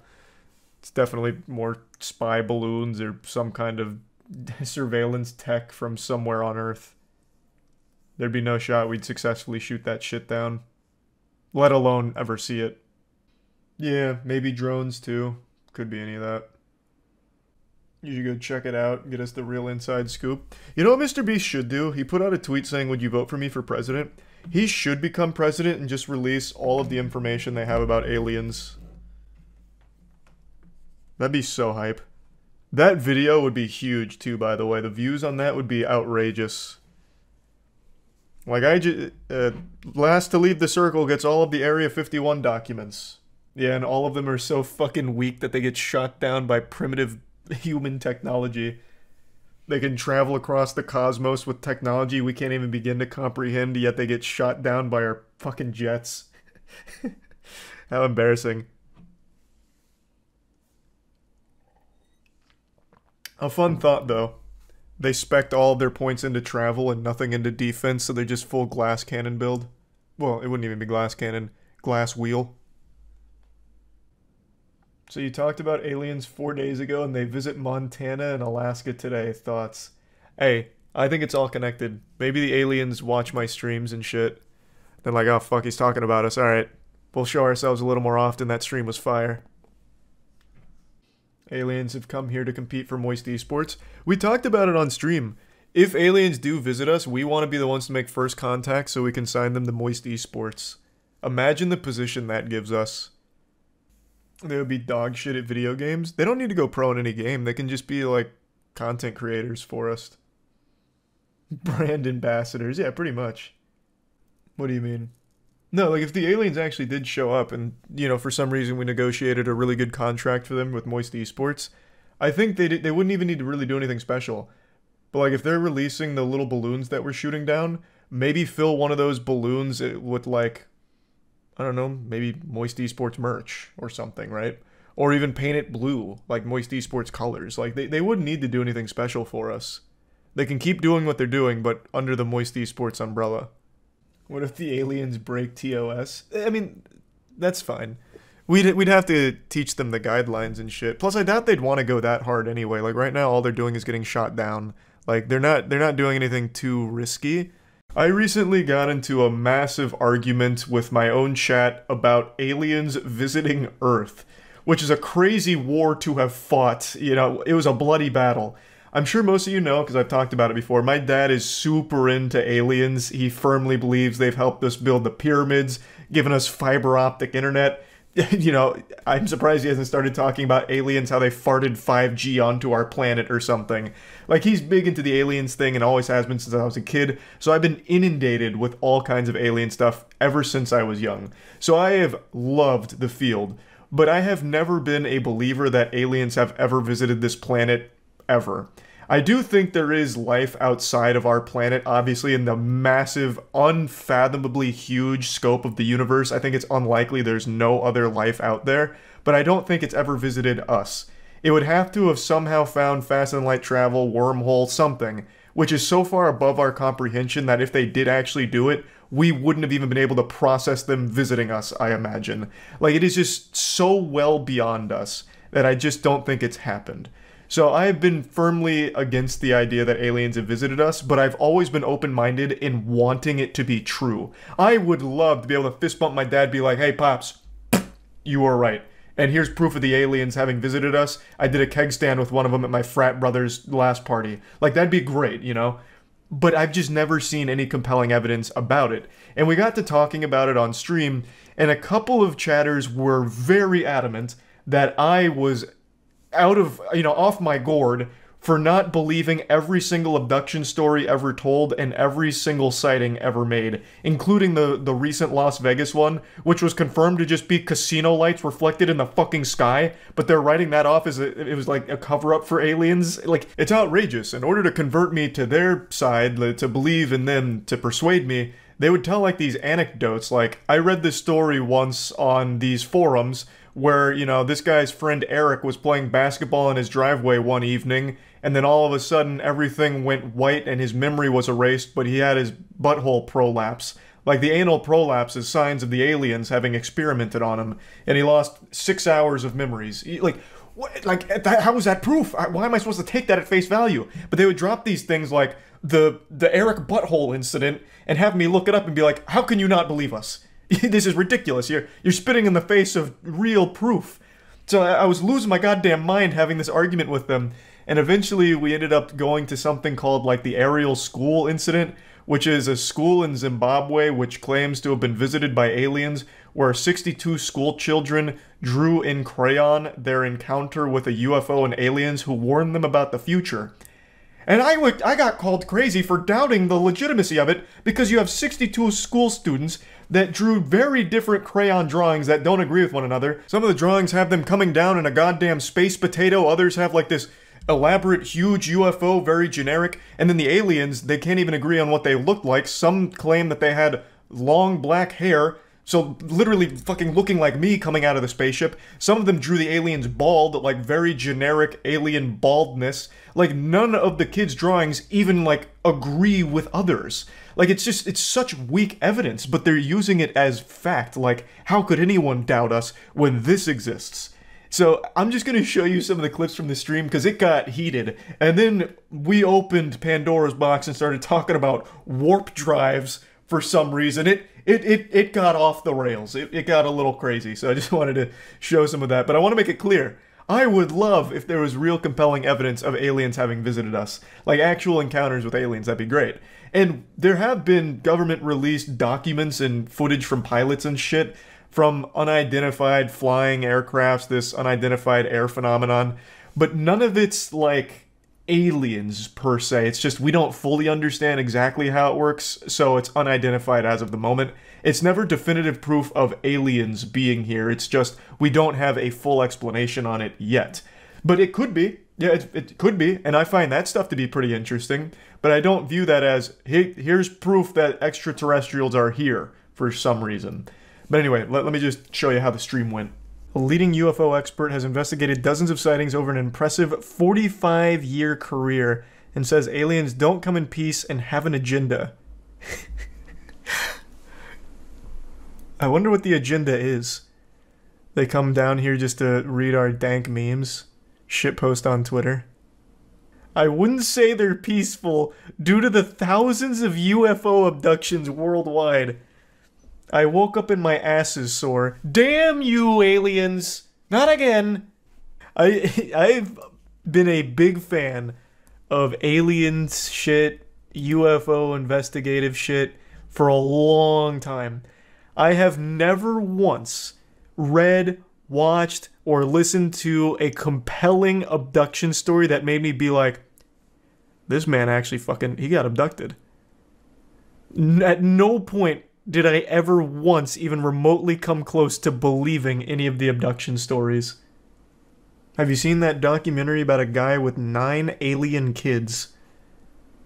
What is that? What are we talking? What? No, I can't say I've seen that. What the fuck does that? He has 9 kids with extraterrestrials? This man's spreading the humanity seed throughout the cosmos? There were 30+ kids who saw aliens at their school and drew them. If there is one group that I trust more than anyone, it's kids. They're notorious for not having an imagination and not just going with what everyone else is doing. That's what I would hinge my alien evidence on, is children's drawings. Being in all black, possibly showing medium-long black hair. Were the aliens just clones of me or something? What do you mean? The aliens have normal human hair? Well, there's no hair here. One of them was bald, I guess. Maybe he got made fun of on the ship. Not only would the beings have to have somehow discovered faster-than-light travel to make it here, it would have somehow had to elude everyone else's gaze and have only a couple people, in this case 62 school children, see them.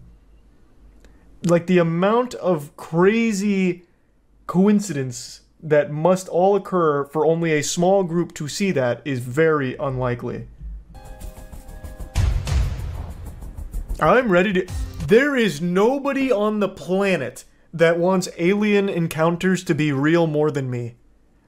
If this has compelling evidence, I would be elated. I would love that. I want to believe. But it is so unbelievably unlikely, and all of the evidence is so shit that it's impossible, in good conscience, to believe that there are aliens that visit us periodically. The circumstances for such a thing to be true are very, very, very, very, very low possibility. So for multiple days, there have been headlines of UFOs hovering over the skies of Zimbabwe. And the only evidence we have is some children's drawings.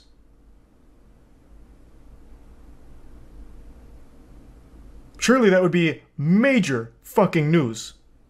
And also, why would the aliens just be hovering over Zimbabwe? What are they doing there? They're just hovering there, doing nothing. Standing there menacingly like the hash-slinging slasher. What would be the purpose? Why would they have come there? Let's go down this for a minute. So the aliens came here to warn us about the future. And the optimal way of warning us was to go to a small school in Zimbabwe and tell a group of children. That was the best way of delivering this warning of the future? They were talking about COVID. Imagine this is all very true. The aliens actually did just fucking boot, scoot, and boogie all the way down to Earth just to land here and be like, hey, there's this little thing called COVID. I'm letting you know it's right around the corner. No good. No good. Alright, good luck with that. We're out. We've done our job. Message delivered. I don't think they were visited by aliens warning us about the future. Let's play with that for just a moment. Going back to that. Not only were they intergalactic travelers, they're fucking time travelers, warning us about our future. That's another crazy technological leap. And if they're that smart, that advanced, why would they tell a group of children at a small school? And also, why would they ever even make direct contact with people? They could just transmit the message. There's millions of cases. So what you've just shown to me is you believe what everyone says. You don't believe anyone's making things up. You don't believe in people having, for example, a sleep terror, which a lot of it boils down to sleep paralysis, where they have these very real feelings at night, where they're half asleep, half dreaming, and a lot of it gets chalked up to sleep paralysis. So you don't believe in any of that. You don't believe in mass hysteria, I would imagine then. You don't believe in manifested group thinking, where if someone believes they saw something, other people mysteriously start to have memories or visions of the same thing. You just take everything at face value, and no one's ever lying. Oh, wow. Jesus, you're having a full meltdown. Anal probing isn't even a real thing, you moron. You get all your UFO info from fucking movies and TV. You get all of your UFO info from fucking TV, too! What do you mean? All of your sightings are on TV. What are you fucking talking about? And then you said reptilians are part of the aliens. And faster than light is an outdated theory. Warp drives are proven. You're misinformed. What are you... What? Are you having an episode of psychosis? Jack Sarfati talks about the technology behind warp drives. Who mentioned fucking warp drives? I don't know why you're harping on that subject. That word had not left my mouth until I read your comment history of your 86 message meltdown. I'm not talking about fucking warp drives! Why do I need to do research on warp drives? That goddamn name didn't leave my mouth. He brought it up. But warp drives are an important part of alien lore. Maybe, but I wasn't talking about fucking warp drives. Jesus Christ. You asked for answers. On what? Warp drive? When did I ask for answers on warp drive? I want alien evidence. What the fuck are you talking about? Who am I talking? That is evidence? So, let's assume every alien has their own warp drive motorcycle. Why are they visiting trailer parks and fucking small schools to warn us about the future than only telling children? That isn't an answer. You weirdo. That chatter didn't read jack shit. It's theoretical physicist, meaning it hasn't been put into effect and there's no way to test any theories. I don't care about warp drives if they're real or not. God damn it. Jesus fucking Christ. I love talking about aliens. I cover alien news with a buoyant energy. It's something that's near and dear to my heart. My father is a firm believer in those extraterrestrial bastards having built the pyramids, and it leads to some great dinner time conversations between the two of us, and it's all in good fun, in good spirit, and I like to keep my finger on the pulse of anything alien related. So, you know, I'm going to talk about this latest invasion of UAP spheres that are taking over Colombia.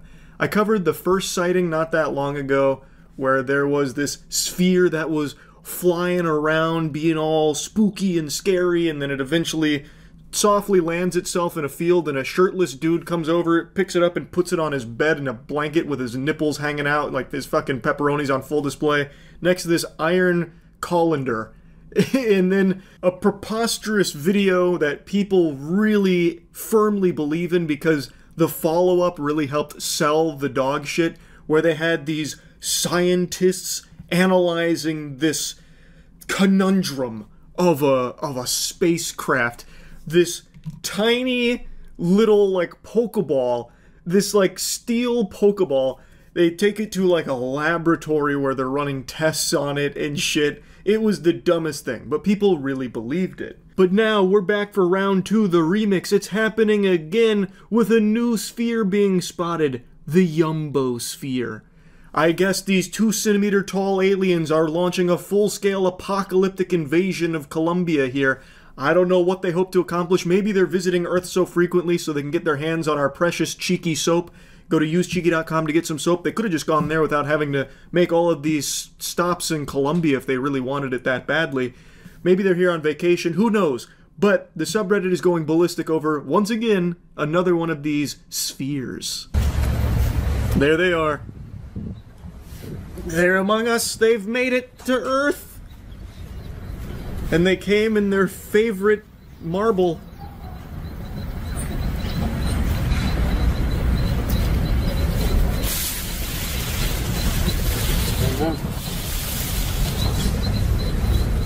Here it comes. It's wrapping back around.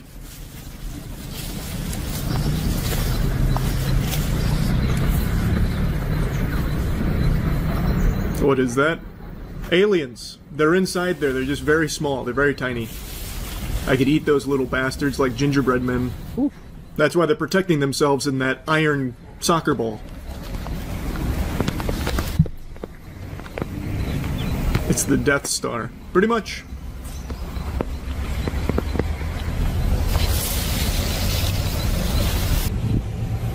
Look at how clear it is.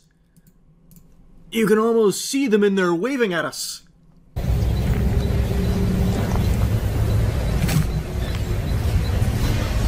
Checkmate, non-believers.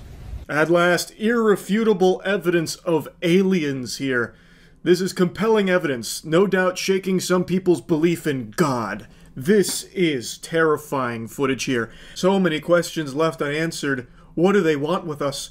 Do they come in peace? Are they aggressive? Are they here to fuck my farts? Like, what is their goal? What's the end game here?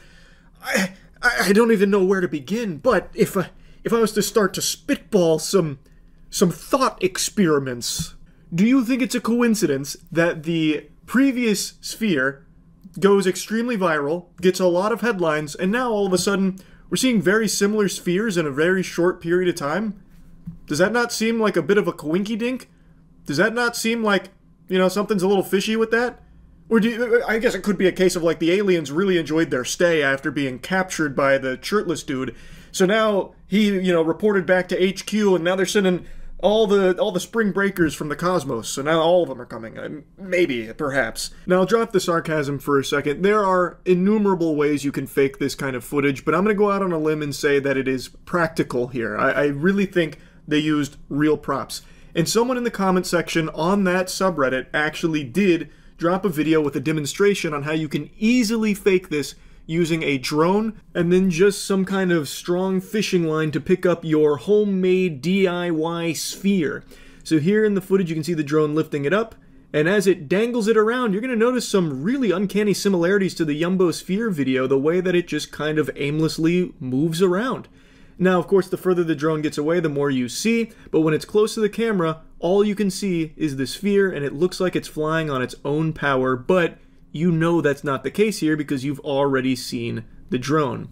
And you'll notice when you go back to the Jumbo Sphere video, the camera is always zoomed in a way where you can't see that high above it. It zooms out occasionally, you can see like a decent bit above it, but never like the full sky. So it's very possible that the drone was just very high overhead with a really long piece of fishing line or some other string in order to hold it that wouldn't be easily observable by the naked eye in the video. Now, further evidence to kind of confirm this theory is when you come to around a minute into the video, you'll see that they're doing this whole air show. They're not showing any signs of intelligent flight. They're just kind of doing loops around here, seemingly for the cameraman to appreciate and jerk off to.